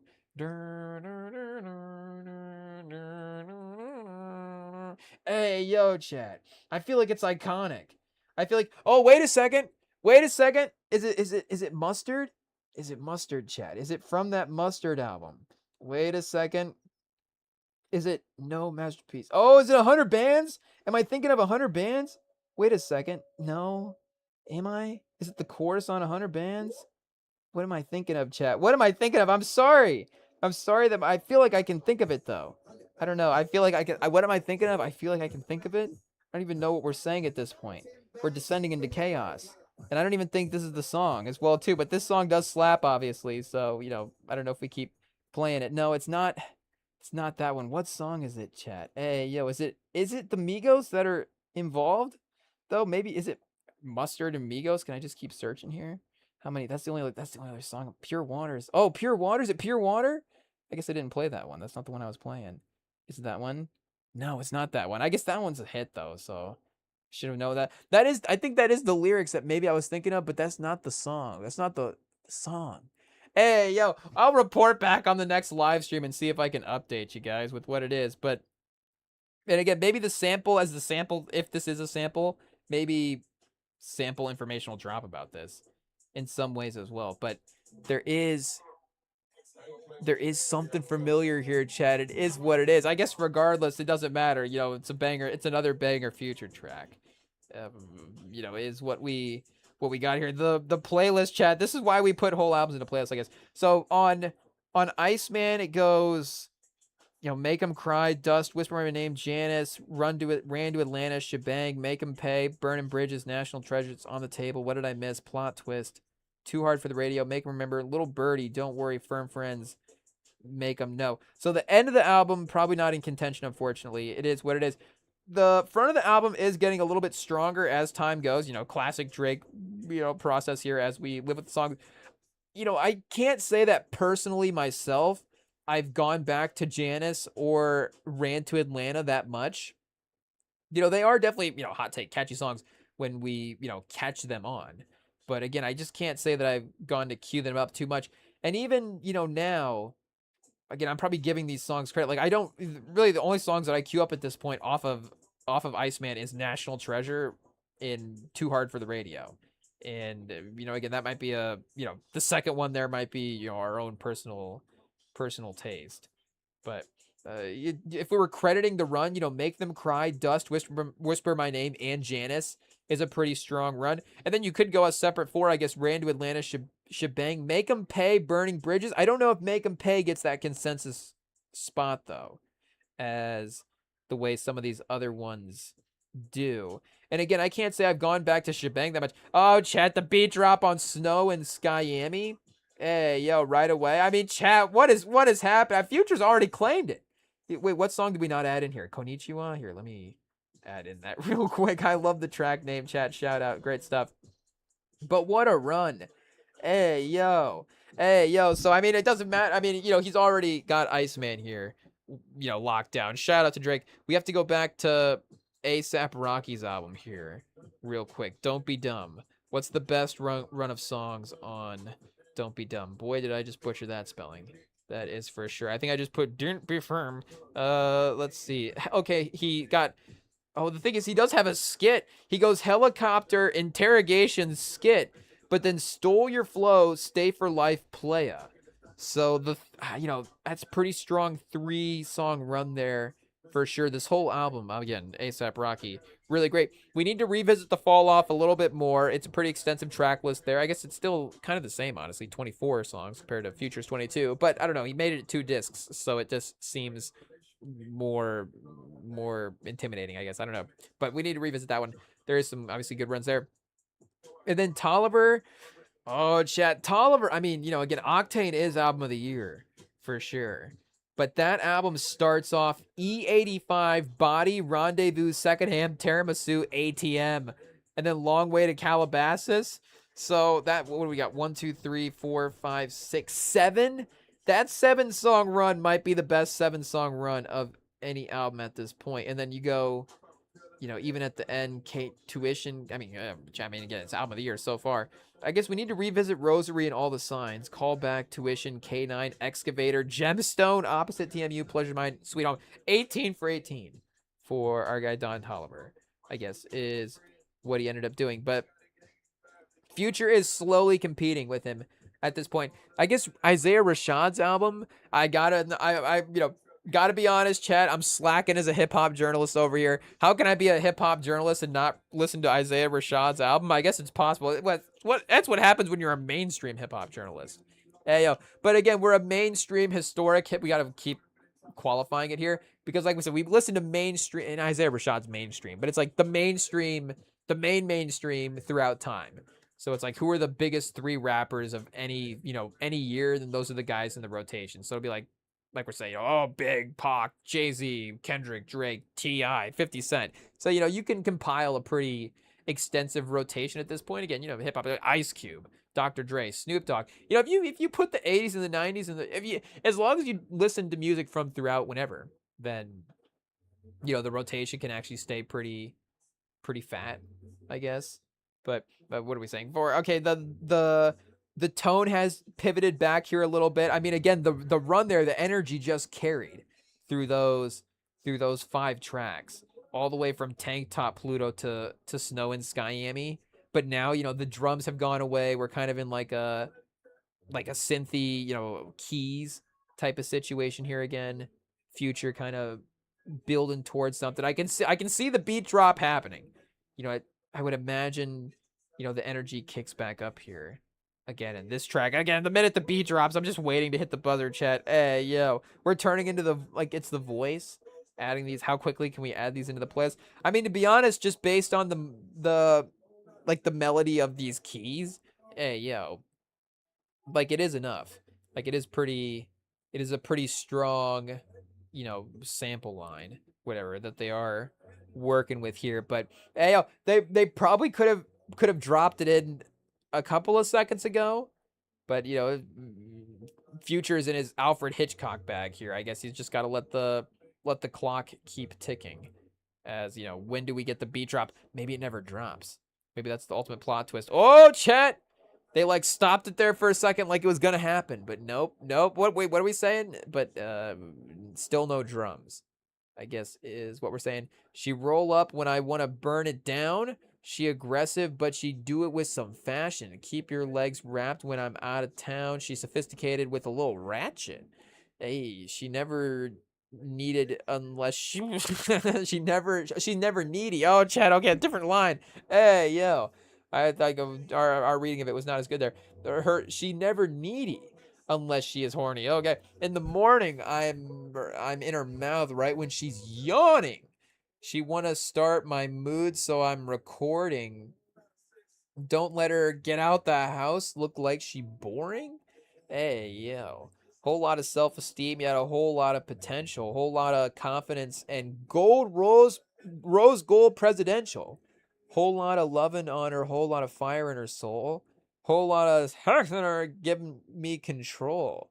Hey, so Future with the melodic track there. I guess hey, we skip back. Never the drums never dropped. So almost a little bit of an interlude in some ways, with just sort of the way that that track functions in the track list. That I mean, that would have been killer with some drums, Chad. I'm not gonna lie. I'm not gonna lie. You know, hey, yo, it is what it is. You know, I guess. What do you do about that? There's only one thing you can do, right? Wink, wink. But again, for what this initial track is, we'll say, is would have definitely could have it would have been fire, I guess, with some drums there. Again, the keys are hypnotizing enough and catchy enough that that song does work on its own. That like we're saying, the sign of any good beat. That melody line does work on its own, but it was just set up so perfectly there. A way it was like dun dun dun dun dun. Like the way the keys dropped down on that last note, it just would have been like the way that the drum would have kicked in there, Chad. Hey, yo, it would have been sick. But radio here, we're back. Yo, hey, yo, classic song. We got the drums back. It is what it is. Nice little skip along here for this track. We're not necessarily in that same sort of anthemic lane that we were at earlier, but we're not in the melodic lane at the beginning of the track as well too. We've kind of settled into a good, middle tier album cut sort of lane for this track. I guess this one being the feature as well is this like the middle point of the album, so highly strategic there from Future dropping that in where he did, but also again kind of that middle tone cut as well too, able to save his best songs, chat. Hey, yeah, that run that we had was pretty crazy. So, and the next track is titled 2018. I feel like that one's got some specifics in it that we need to go for. This is a song, I guess maybe the track is not even the track title that we were listening to, again with no drums. It just kicked in that the track is called Build a Hey, yo. So, Future, I guess, laying out some stuff there in that track. So what do we got here for radio real quick? We got, of course, extensive verse. Looks like one of the longer verses, pause.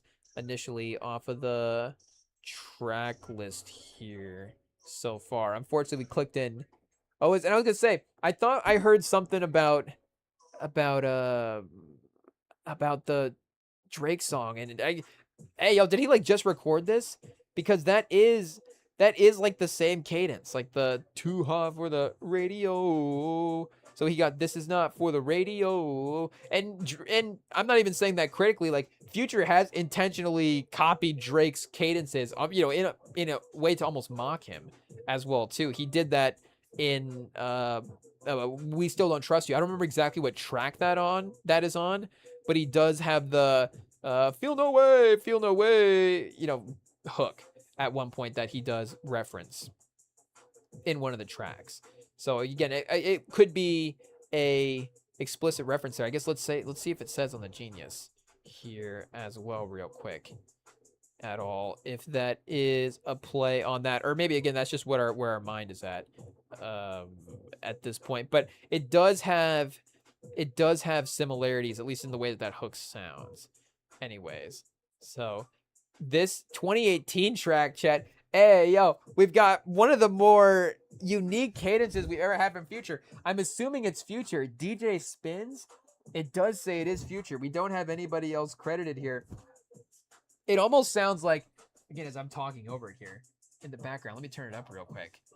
Oh, I turn it up right as he goes back into a different cadence. But it almost sounded like, from where I was talking over it, almost a little like Sway Lee-ish. Like, what's that? Again, another song that we can't reference, but I feel like this one's going to be one of the easier ones to find because it's going to be one of the bigger Sway Lee hits. Which one is that, chat? The one where he's like, Hey, yo, I can't hit the high notes, but he's like, bop, da, da, da, da, da, da, da, da, da, da. Hey, yo, I don't know if we did that right. We need the high notes, Chad. That's why it's so infectious. Hey, yo, I thought maybe the album would be easier to find here, Chad. Oh no, now we can't find it. It is what it is. We're just butchering finding it. This is what happens when you have 3,000 songs in your playlist.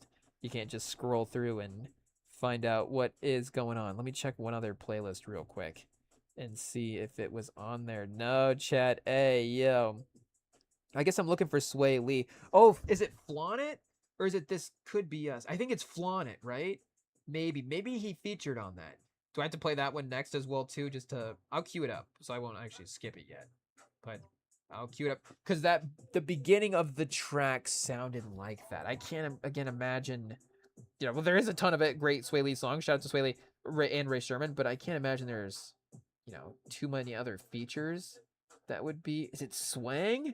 It might be Swang. I should know these songs. It's a big hit. It's not Power Glide.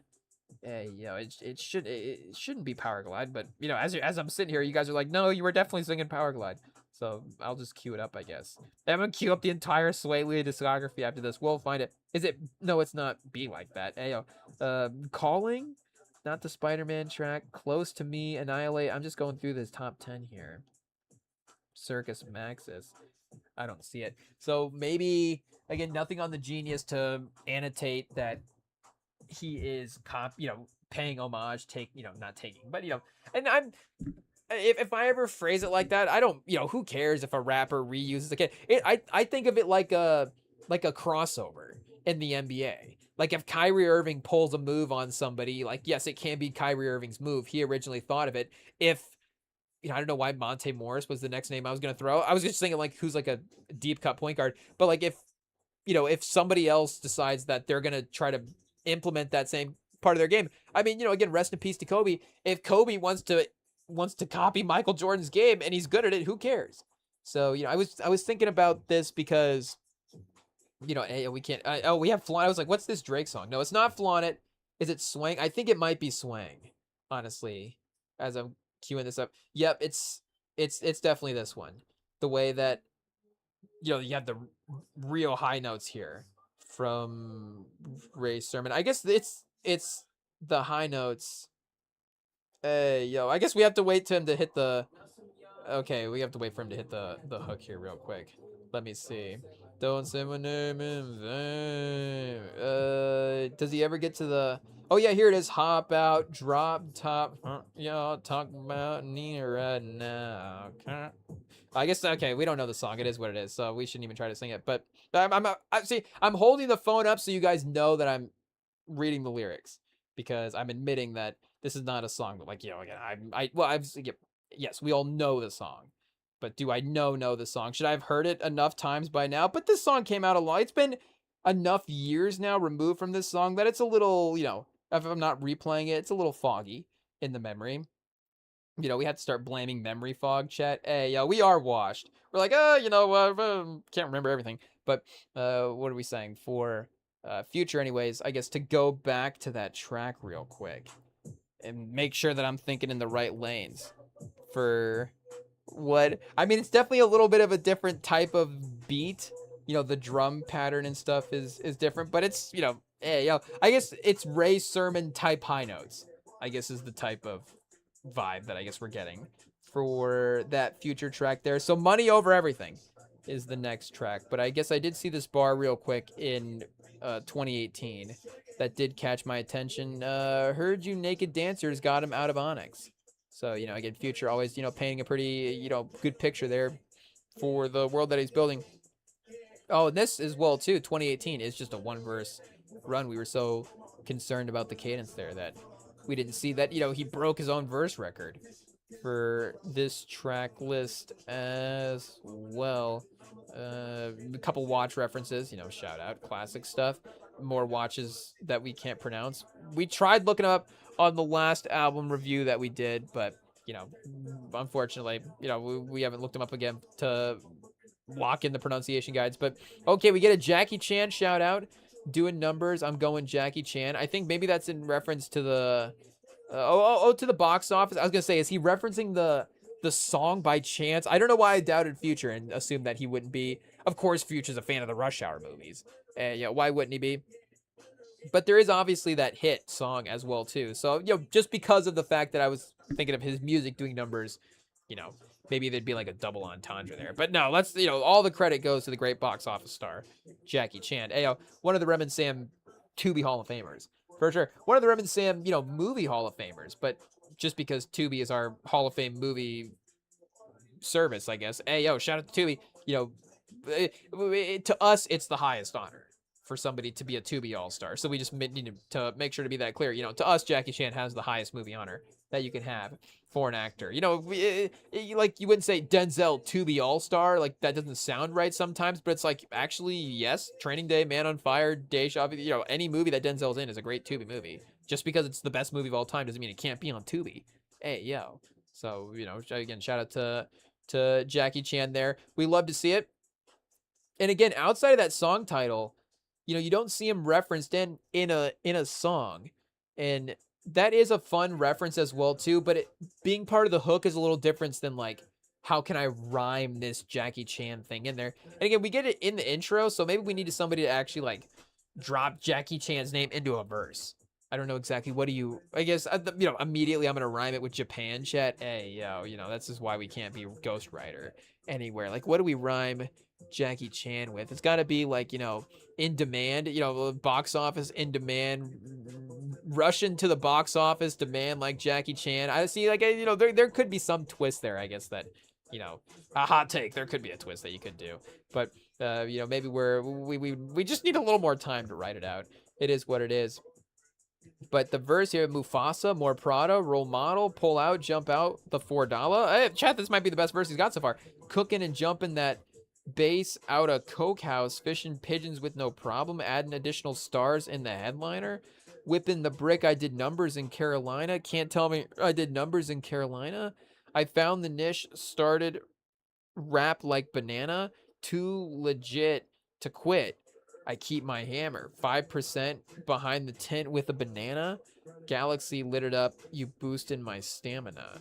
Hey, chat. Definitely, a fiery start to that one there. See, like, what is this? A Bentley Malucine? Like, what is... I have to look up this car real quick, even to see what this is. I've never even heard of this.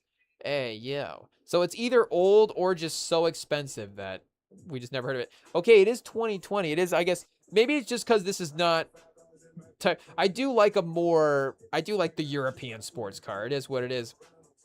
I guess, I don't know, Bentley, is that European? But this is like that luxury, I guess I'm not saying boxy is a bad thing, but the bigger luxury car versus, I guess, two-seater sports cars zipping around, chat. That's kind of fun for sure. I'm not gonna lie. If we had to have a garage, but if you're collecting cars, then you have to get, if you're collecting cars, you have to get one of each. But if I guess I had to choose between like the big luxury sedan or sort of I guess the thing is, if you can only have one, the luxury sedan might hold up a little better. You start taking your sports car out into some all-terrain type situations. Not like, off-roading, but, if you have to drive through the Midwest in the winter and your Lambo, you're screwed. So, maybe, I don't know if the Bentley Moussinane is able to, hold up a little bit better there or whatever. Maybe this is like European only. Who's to say? But yeah, pretty cool. I guess 2020. Shout out. The interior is pretty sick. I'm not going to lie. There is like a red interior here that we're seeing. Let's see if we can pull this up here real quick and see. Chat. Hey, what is this one? If I could feel. Oh, chat, right away. Future, once again. His album may lead the league so far in like instant lookups and seeing what this song is as well. I mean, he has had a lot of, high energy starts as well. And I guess speaking of Andre 3K, we somehow have an Andre 3K music video going up in the background as well too. So I don't know, IT just deciding to get that playing, I guess. But let's see what we have here for here's the inside that we were looking at. The Mousselane WO edition. It says celebrates the company's ... But it looks like we have some type of reddish interior, and you see the space is crazy. And I do like I guess, do we have like some reverse facing seats? I'm assuming that that's what the situation is here. So if that is the case, that does change what this car is. You know, a luxury sedan, normal 2 rows, that's fine. But if you have the flip around seats, that is totally different. And it looks like the armrest here does go this direction. So yes, chat, we may have the flip. Oh, nope, never mind. Ruin my dreams. Just ruin my dreams. I don't know what this blurry photo is.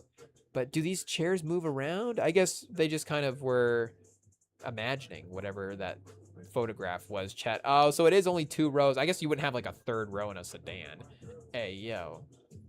But I guess, that would be, a fun move, I guess, for a car. Who's to say, can you put little chairs here or something like that? But I guess you could flip the passenger seat around, couldn't you?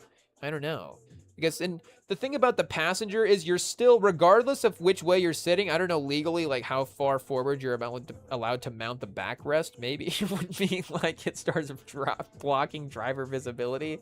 So that could start being an issue as well too. And I guess, yeah, your side mirror, you might not be able to access your side mirror, but if you could flip the seat around, you could still be able to look over and talk to the driver so he's not lonely, and then you could talk to the people in the back seat as well too, because that does get to be a problem sometimes. Is car conversation can get divided, between the rows here, or what'll happen is the passenger seat person can turn around and start talking to these people, and then the driver gets left out. So I feel like if you have this passenger seat kind of flipped around, the conversational flow into the back seat, I feel like, is a little bit easier, if that makes sense. Because if the driver turns his head, he's looking at 2 people now instead of 1.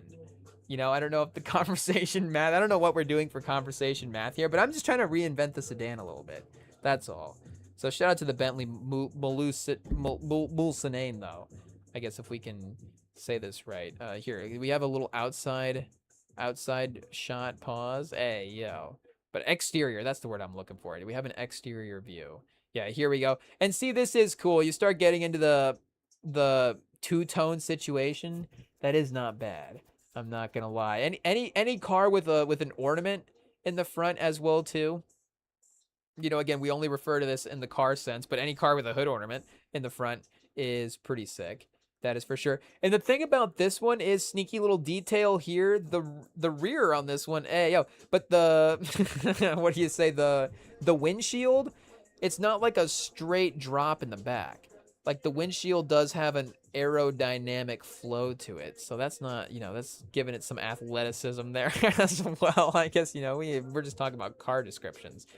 Cars, but yeah, then, you have the nice end there as well. What do we have? Okay, chat, we can back to reading lyrics as well. What was that last song we just heard was pretty good.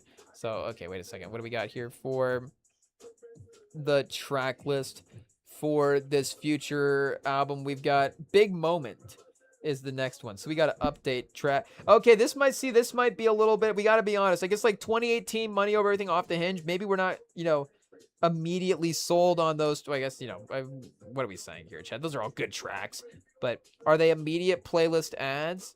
I know I could play all of these playlist songs, right away, run it back and be good. I think 2018 is honestly unique enough. Future, it's in an album experience, I guess, since it's not like, Good Kid, Mad City. It's not like, what's the, again, the sort of skits and the narrative flow and the plot of the album.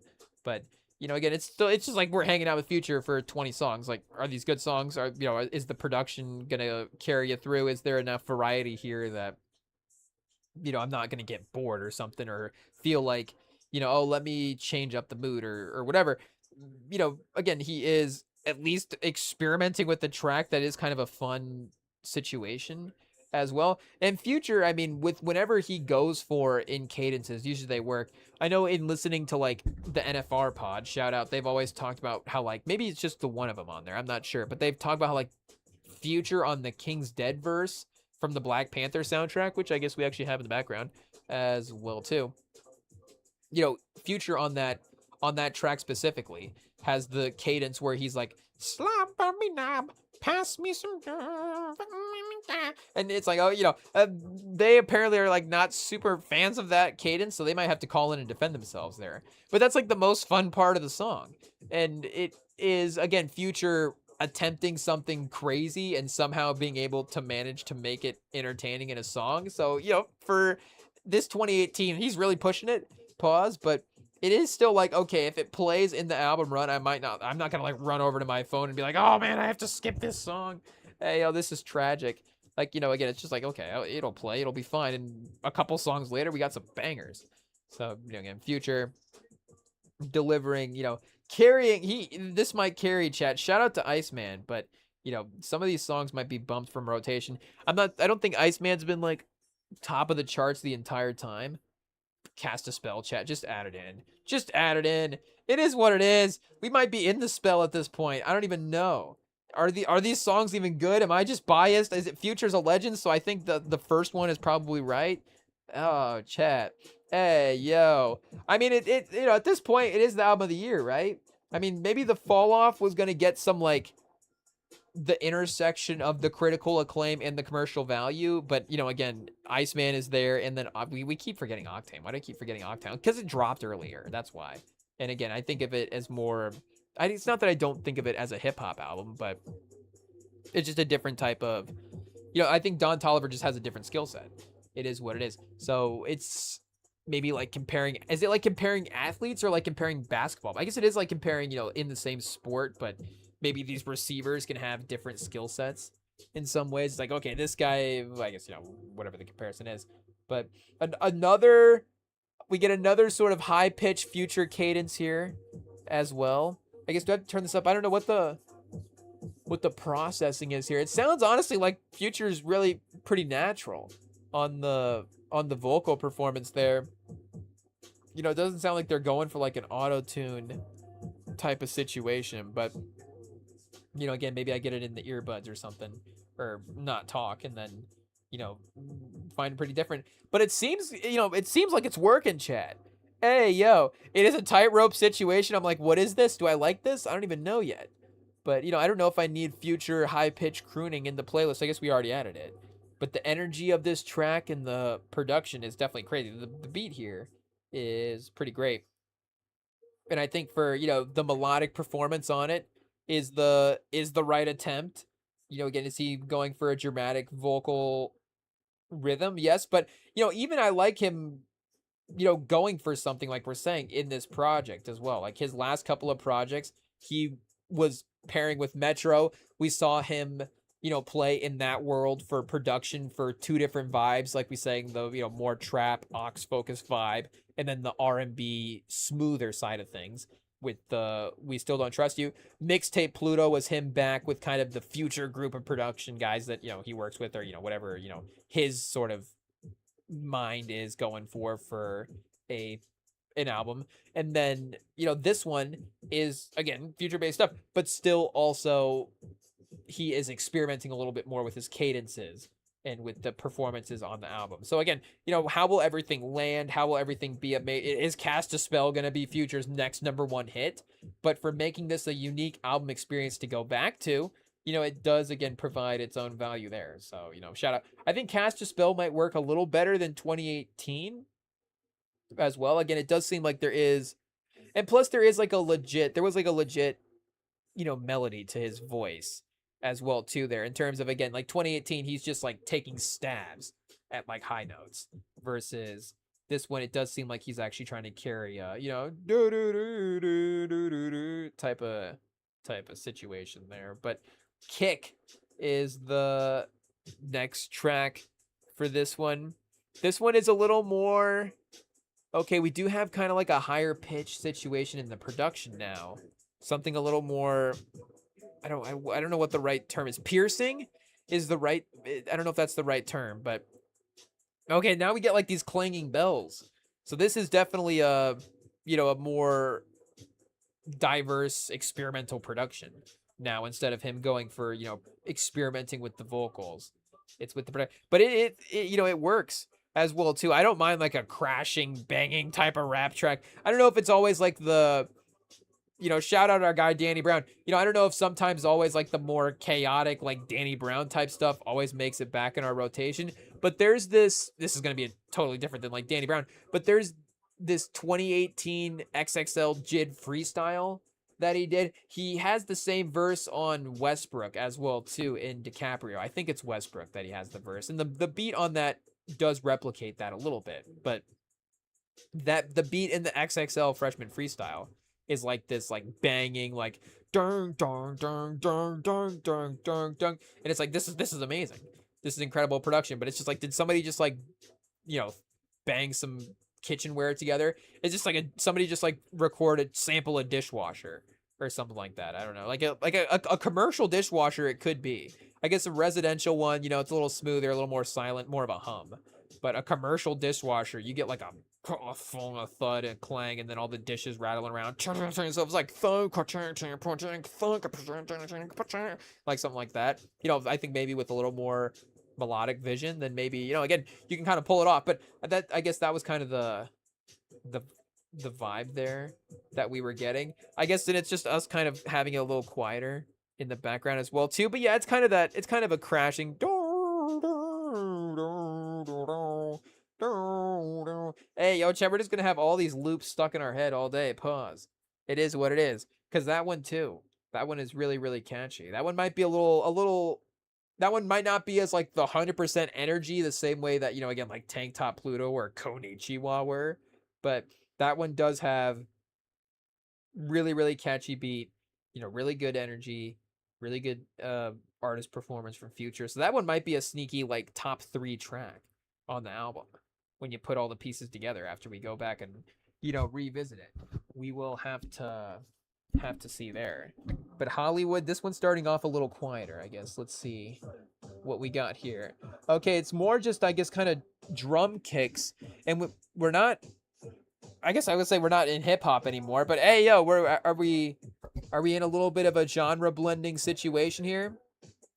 It does seem like these drums are a little bit different, at least I guess from the classic trap drum situation, you know, that Future does work with, or that we have been leaning into for this album here as well. Hey, I don't know what I guess, do we have to turn it up to get the real melody line? Yeah, it does seem like maybe the music part is a little quieter here and less dominant, but the rhythm of this one is pretty fun. That's for sure. Hey, yo, I don't know what Future's gonna, you know, execute here from an artist performance with the second half of this beat, but the template is great. We did see again with the Builder sort of song earlier that he is willing to, you know, he didn't put the drums in that one. You know, will he reserve something, I guess, for this song? Will you know, his artist performance is a little seeming like it's getting to something. He's not like totally like opening up into a verse quite yet. So will that happen? But the drums are out right now. Okay. We will get some sort of kickback in here. Let's see what we got. Okay. I guess we don't have lyrics pulled up here as we go. Okay. What's happening, chat? We lost the song. But the energy of the drums, they were good. Again, I guess, you know, is it, oh, there we go. Okay. He just, again, the Hitchcock effort. Pause. You know, just shout out our guy Alfred. Maybe we just call him Alfred. Our guy, well, I guess we got to be careful. I almost, you know, give him another nickname there with some initials, but we will not do that because that might imply something else. But our guy Hitchcock is what we're saying. Director Psycho Alfred. Again, you know, we gotta find a different term. Hey, yo, it is what it is, because Psycho could still apply to, you know, I think Vertigo. There we go, Vertigo, a classic. He made Vertigo, right? Turns out he didn't make Vertigo. Hey, yo, The Birds. What did this guy make, chat? Hey, yo, so North by Northwest.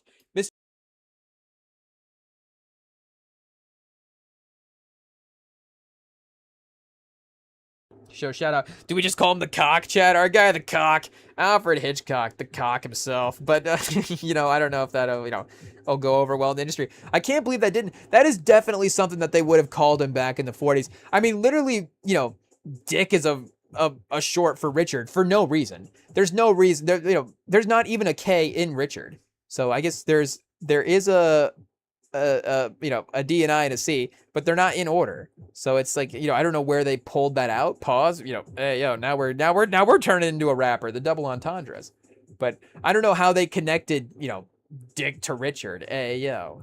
But you know, what do we even talk about there? That's I guess that's such a puzzling mystery to me that it really does, you know, it really does make me, forget about the rest of the things that we have to think about there. It is what it is. It's like, who thought of that? Like, how did that happen? That was just some bully. It is what it is. You know what? And then it just caught on and became a thing for the rest of time. Oh, but yeah, I can't believe they just didn't call Alfred Hitchcock the cock. I can't believe they didn't call him that. There had to have been some way they could have connected that to like some old 40s term. Like, oh, the cock himself is here. Oh, who are we gonna get to direct the movie? Can somebody call the cock? So, I guess obviously pause. But yeah, shout out Mr. North by Northwest. So, and I guess Hollywood, do we add it in, chat? I think we get it. We give it the playlist ad. It's worthy. But feeling I give is pause, definitely another ad as well too. If we can just pivot back to the Future album real quick here. It is, again, melodic performance. So maybe this is the balance here. The middle of the album is that trap run. We got ATL Jacob on production here. You can't replace this feeling that I give you. You can't replace. I guess we can't replicate the performance. Lay on the bed, you'll never forget it. Set fire to the ceiling for sure. Reminiscent, never forget it. Sound like Michael in the same lane. Oh, Chet. Hey, yo. So is he going for like a MJ type vocal performance here? I mean, with all due respect to Future, just because nobody's in the same lane as Michael Jackson, Future is probably not the first name we bring up for, who is vocally in competition with Michael, but he is in competition with him in terms of the amount of albums that have gone number one, if I'm not mistaken there. I know Drake and I guess, Michael's album amount is a little different than Future's album amount, so that might not be wrong there. Maybe it is songs as well, too. I'm not sure, but okay, chat. Hey, yo, Alice, I feel like this is like we're back to like old school Future here. We've got like a nice, melodic trap beat with a normal Future vocal performance on it. Hey, yo. It's like, hey, good to have. It was crazy how almost experimental and melodic he got there, from Cast a Spell to Kick to Hollywood to Feeling Again. It's really kind of a spacey, vibey run there. There's not like a, pause, like a ton of normal Future there. Thinking about, that just kind of run that we just went through. But this is, a good change of pace back to the end of the album. And the drum tempo here, again, the kicks themselves, maybe the bass kicks or something, a little different than normal, kind of in that Hollywood lane as well, too. I do like this track, chat. This may be another top track of the album. Hey, yo. So, again, track placement is very important to how it can affect how it hits on that initial listen, because the two tracks that I'm thinking of off the top is this number 2, chat? Hey, I guess that's a little dramatic to just immediately call it the second best, but hey, yo, I guess we got the nice little Future hook here. Okay, chat, we might have to pull the lyrics up for this one. It is what it is. Let's see what we got. Let's see if it can stand the lyrical test here. What's the bridge going on? She falling down that hole. She party on that, she going to lose her soul. It works, who cares? Baby wanna dance, she wanna go there, she ain't been there before. I mean, yeah, there's not a lot going on lyrically on this song, but who cares? It's a fun beat. So, in a Bugatti doing pickups, heater in my lap, trying to get lit, house party, all vibes, all the vibes come. Turn a mansion to a strip club. This Wonderland looking for Alice. Oh, so he drops the track title in. Boom. Love being single. She ain't getting married. Say she wanna her. She ain't embarrassed. She a real one. Drop down and down in carrots. Okay, I wanna do it for you. Wanna do it for she wanna do it for me. Come on, let's make a movie. Lights, camera, action movie. So, chat, boom, Pharrell on production, boom, question answered. And that does make sense because the kick vibes on this are there's a similarity here to the Clips album. Again, the melodic flow, the speed of the hi-hats, like I don't think those things are things that would have been used in the Clip album. I almost don't think the Clips album even had any like hats or those types of like rattle situations on it. It's almost all just the big thumps and the big kicks, but it's not like classic trap drums either. It's almost like it's almost like a live orchestra, like you get the big guy like scrolling the drum. It's almost like that type of situation. So, this is kind of a very, bassy drum stab as well. And, very infectious. So I think, I guess we got to give Eye to Eye a chance here. Again, not to judge a track too early, but does it initially stand up into the top three? I don't know if it's going to jump into the top three, but this is a great ending track as well, too. So, hey, yo, chat. Hey, yo. But I mean, it's I think pretty obvious based on where we were reacting in the album placement there with the track placement that Tank Top Pluto and Alice are the two that jump out immediately as the top tracks. And then, again, just because everything else in that run, Wait Up, Konichiwa, Trenchcoat, Snow, and Skyami, those four tracks are all equally as strong there. So we'd have to go back through that run and see what stands out. Snow, or what did I say about Skyami? Snow and Skyami. I'm sure that's a cocaine reference, but I think the second part of that track does start to send you into the vibiness for the next track. So, maybe it would be between those next three if we were starting to narrow it down as well too. Big Moment was also pretty good.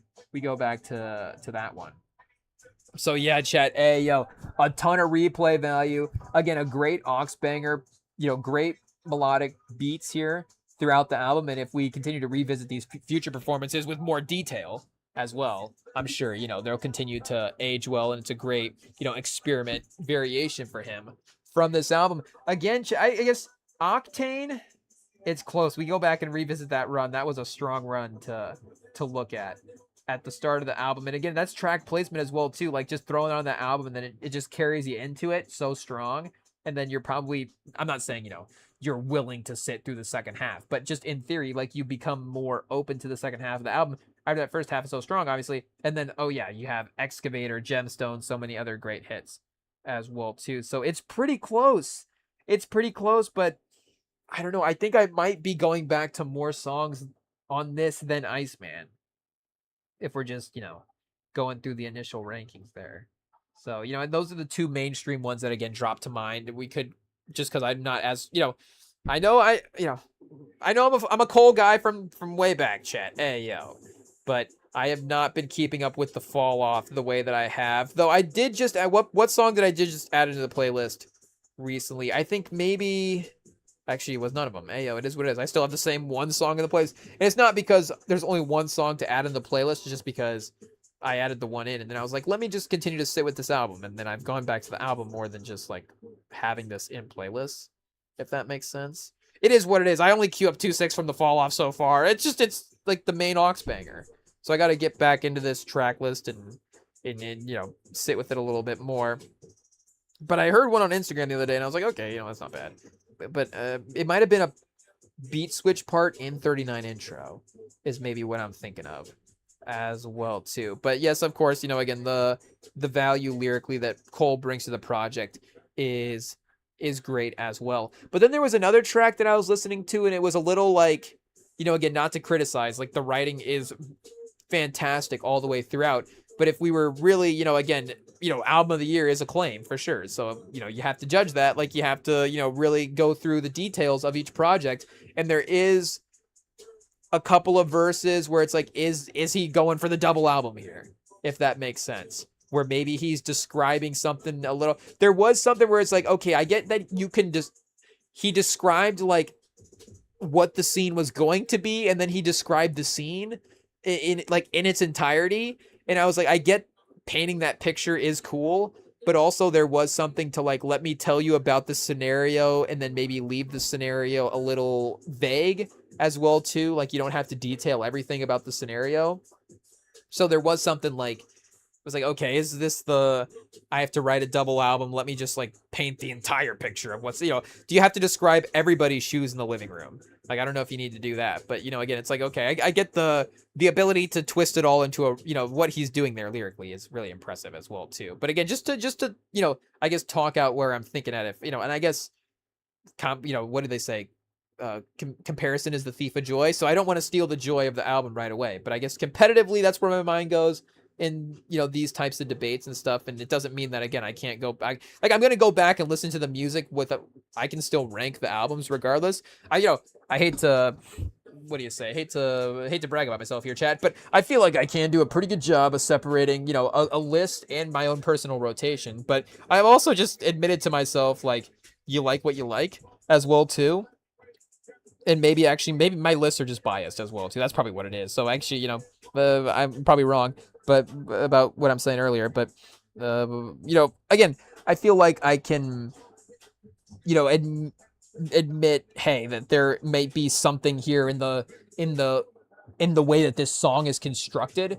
Where if we were doing a critical breakdown, like, yes, okay, this may not be like compared to this, the same thing or whatever, but again, I might be listening to the one version of it more, if that makes sense. Obviously the movie comparison is easy to make as well, too. It's like, is this movie as critically acclaimed as that movie, but, you like that movie more? Or if it's like from the same director as well. I guess to use the Black Panther example, chat, hey, yo, like, you could say that Wakanda Forever could be your favorite Black Panther movie, but the first one is obviously the more prestigious movie. You have to you couldn't rank Wakanda Forever as a better movie than Black Panther, but you could say that it's a movie that you go back to more often, that you watch more. And that is one that I threw on within the last couple of months here, and I was like, oh, hot take, Kugler, he knows how to make a movie. This is a good movie. But what are we saying for this future album? Again, if I'm just talking out the competitive stuff, like the album of the year type stuff in the mind, the lists that we make here on the pod, like this is a strong contender, chat.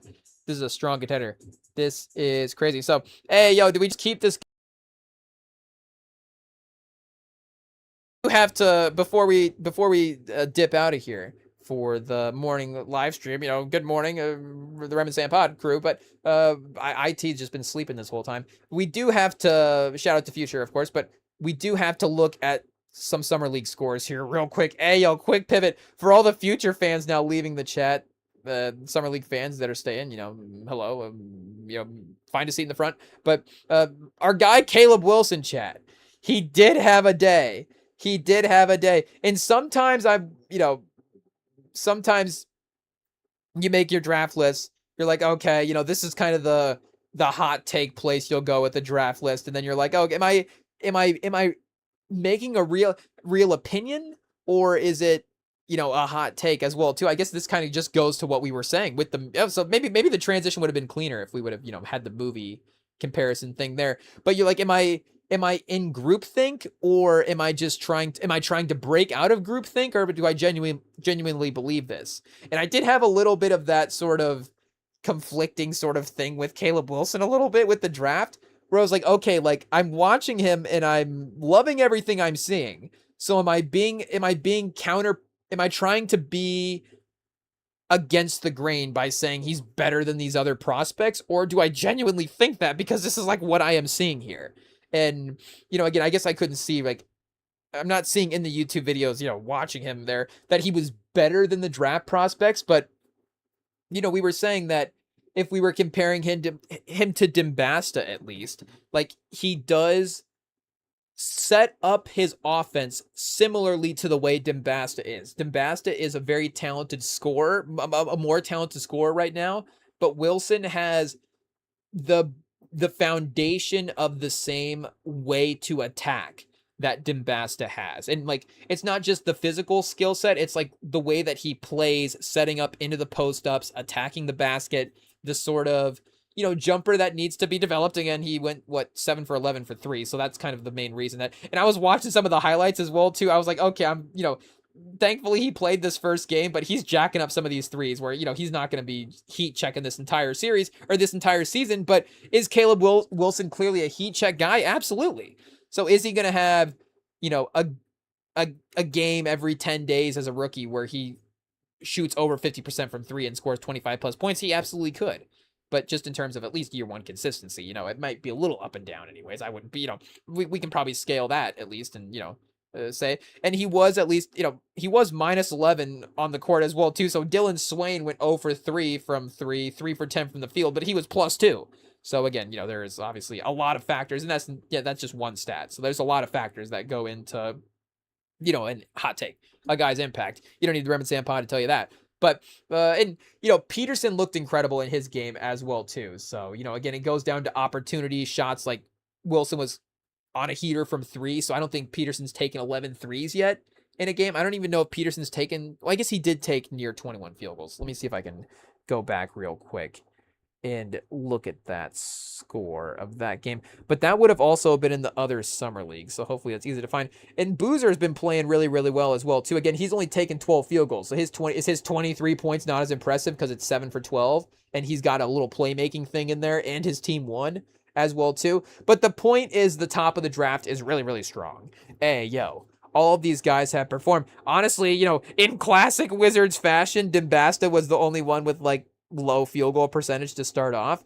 But, again, he is a little bit more of a specimen. Like, not to say, again, he's not an offensive talent, but we were saying like he's not Durant, offensively talented with the shot making right away. He has great shot making ability, and he's physically imposing that can get him into those shots, but he's not 100% like as skilled as like a guy like Durant is, but he can definitely get there. And then again, with the tools that he has, is terrifying in his own right. I guess people were comparing him.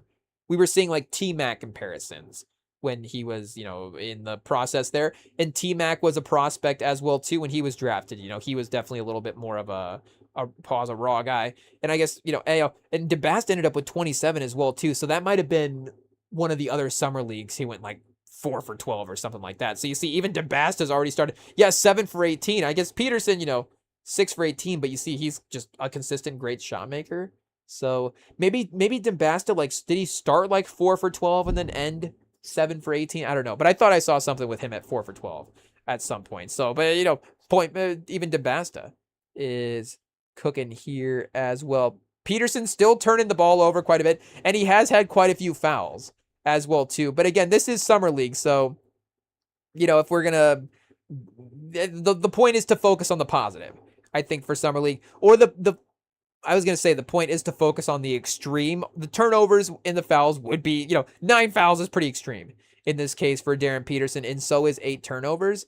But again, I think as long as there is like extreme good in summer league, that can outweigh extreme bad, if that makes sense. If the problem is if you only have extreme bad in summer league, or you only have unfortunate takeaways from summer league, then that becomes a little bit of an issue.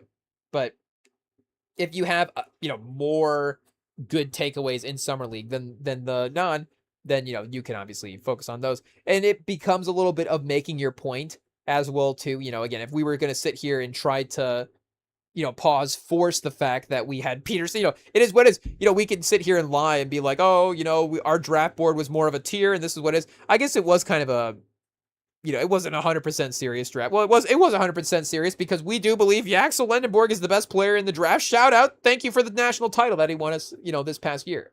But, again, we did have some biased concessions there a little bit. So I guess the point of the list was, it was biased to us, and not necessarily just like we were saying, the critically acclaimed mock draft list. Here's our mock draft that we're trying to get critical acclaim with. It's just like, here is the guys in the draft that we like. And if you were asking me personally, I would have personally chosen Peterson 4th out of those 4 guys. I don't know exactly 100, again, I still don't 100% know the order that I would have gone for the Dembasta, Boozer, Caleb Wilson. Cause like I'm saying, I like the offensive upside that Caleb Wilson has almost equally to Dembasta, if not like 90% to what Dembasta can have, with much more defensive upside than Dembasta. And I think Boozer is just a little bit more of a safer player. Like, that he's going to be productive, even if his production is a little bit more low key. Like, the worst version of Cam Boozer is Boris Diaw, I think, at some point. So, it's like he's still a really productive 6-man impacting playoff teams at some point in his career, even if he's not franchise centerpiece. And then, Peterson, unfortunately, there is a world with injuries and him as a lead guard. It's like, is that just taking away too much from the roster at some point? And then you bring him in, turns out he's like Dwayne Wade or something like that. It's like, okay, so that's, maybe a little bit of a miss there. But again, we fortunately have gotten really, really lucky that the top 4 is just really, really strong. So we may be wrong in our feelings that we should have been more confident in Peterson. But, we were right that at least the 3 guys that were also in the mix there are equally as talented and immediately showcasing it as well too. I guess, again, DeBass to the 3-point, maybe that's where the adjustment needs to happen a little bit. But I was saying defensively, he only had one turnover in this game and he had 2 steals and a block.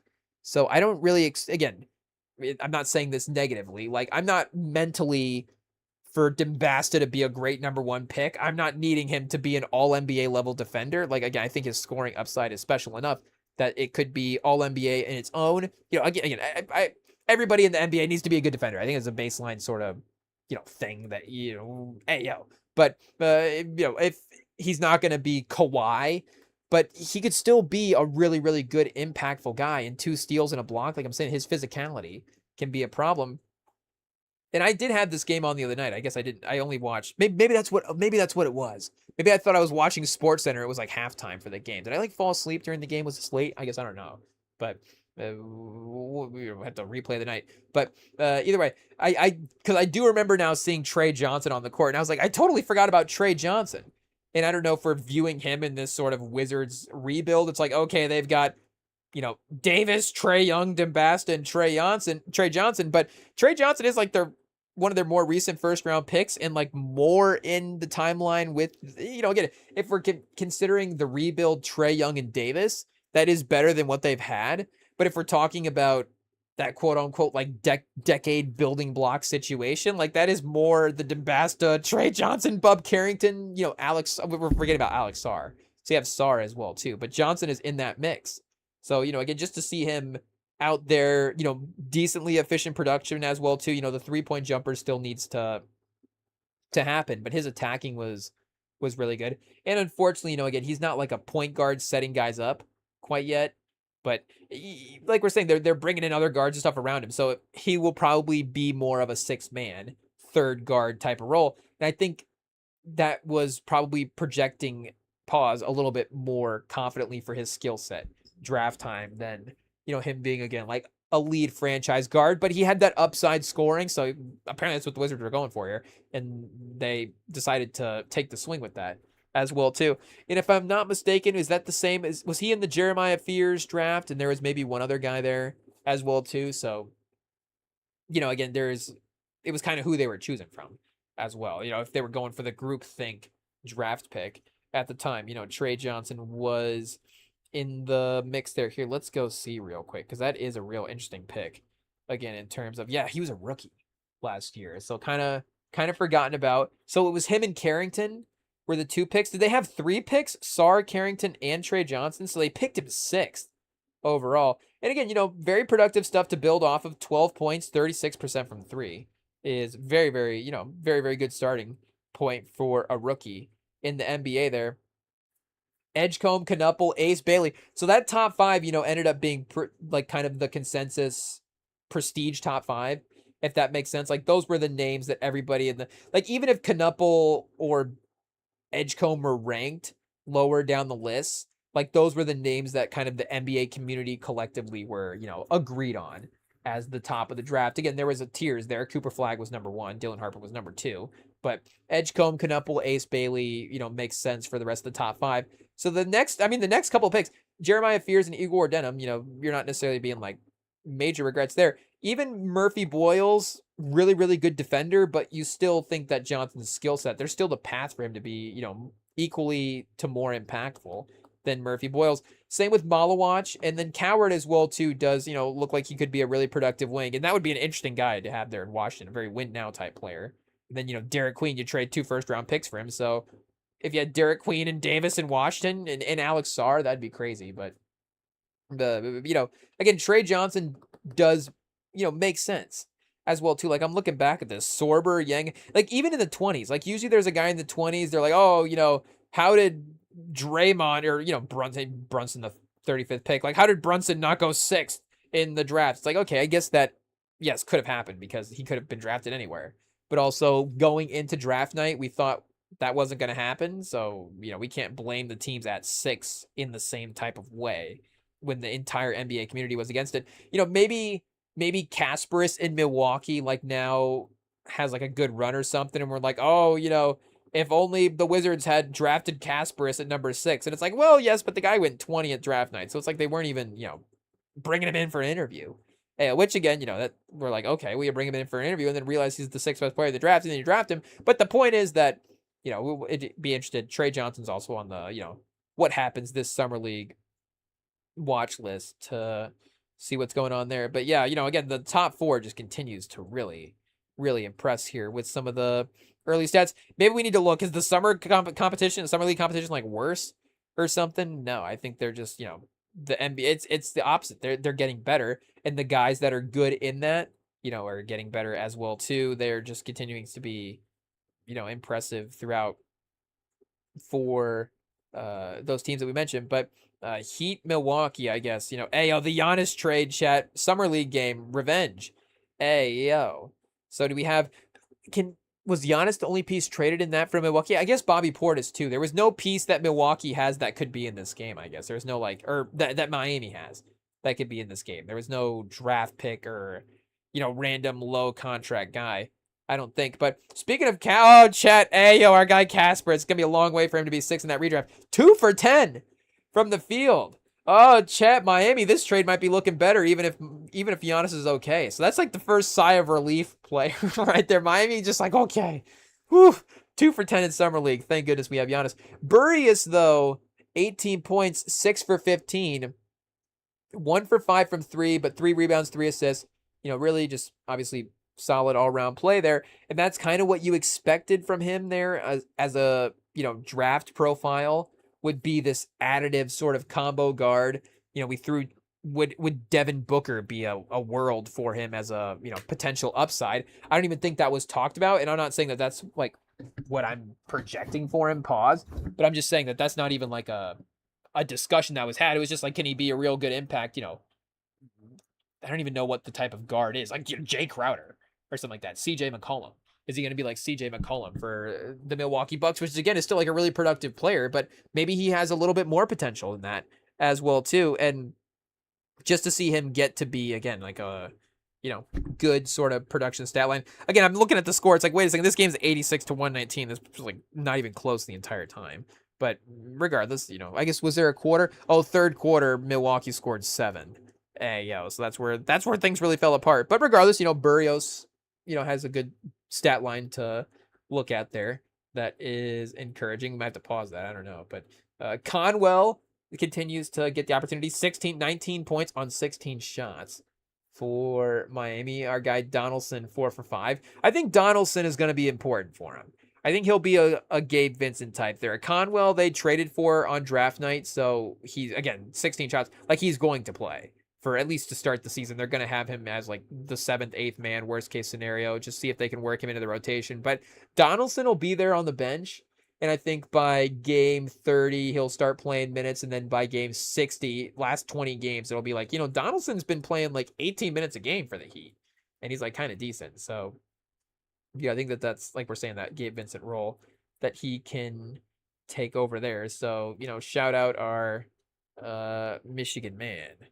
But yeah, the Giannis trade chat. Oh, great way to kick off Summer League, but Giannis not actually playing or probably even in attendance as well too. But yeah, those were the two, I guess, main storylines. But no, mainly just the Caleb Wilson, Boozer match from recently, and then Peterson and DeBasta as well too. So I'm assuming we'll get Wilson versus, I guess, unless they, don't play in Summer League. The problem is this is going to be the one games all these guys have played, and then we'll never see him again in Vegas. It is what it is. So we'll have to get used to watching Brooks Barnhizer put up 12 and 10 for the Thunder here, or whoever else. Malawatch though, 19 and 11. That's productive. You love to see that. Shout out to him. But yeah, Chad, I think that might have to be the wraps there on the early morning Rem and Sam live feed. I don't think we missed any major headlines here. Let me take one last glance and see what we get. World Cup, of course, is in the semis, but what are we going to give you? World Cup knowledge, chat? Not at all. So I think we are good to go there. So yep, we will see you guys. I don't know, we're not doing early morning every time, but just to make it into the schedule of the weekend that we have here. This is when IT decided to fire up the live stream. I was like, hey, you have to do early morning. We were like, what? What? How's that work? But I guess who booked the studio after us? I don't know what happened. We just didn't book the studio time right this week. I don't know. It is what it is. I wish it was like we were actually at the Jay-Z concert. It was like, okay, we're stumbling in early morning. Let's do a review of what happened at Yankee Stadium. But nope, it is what it is. We're just sitting here waiting for YouTube clips. But yeah, we will enjoy those as they file out. So we will see you all for the next live stream. Stay tuned. Subscribe to the YouTube to find out when that is during more normal hours. Hit up the podcast feeds. Hit up the Instagram if you want to send us a message over there as well too. The DMs are open. Rem and Sam Pod on Instagram, and subscribe as well too. We're gonna see if we can get Sam here in the near future to call in. So, we're not gonna spoil when, I guess, but just you gotta subscribe, I guess, because we still gotta get everything worked out. But we gotta do it for a normal California time, I guess, is the main issue. But yeah, we will stay tuned. We will be having a little combo with our guy Sam, catching up with him. So that'll be fun. Otherwise, enjoy the weekend, and we will catch up with you guys on the next live stream. Hey, yo, sun's out, chat. Go enjoy the day. It should be great. So at least here hopefully we didn't just jinx it, because we do need it to be nice. But either way, okay, weather talk means it's time to go. We'll see y'all later. Peace.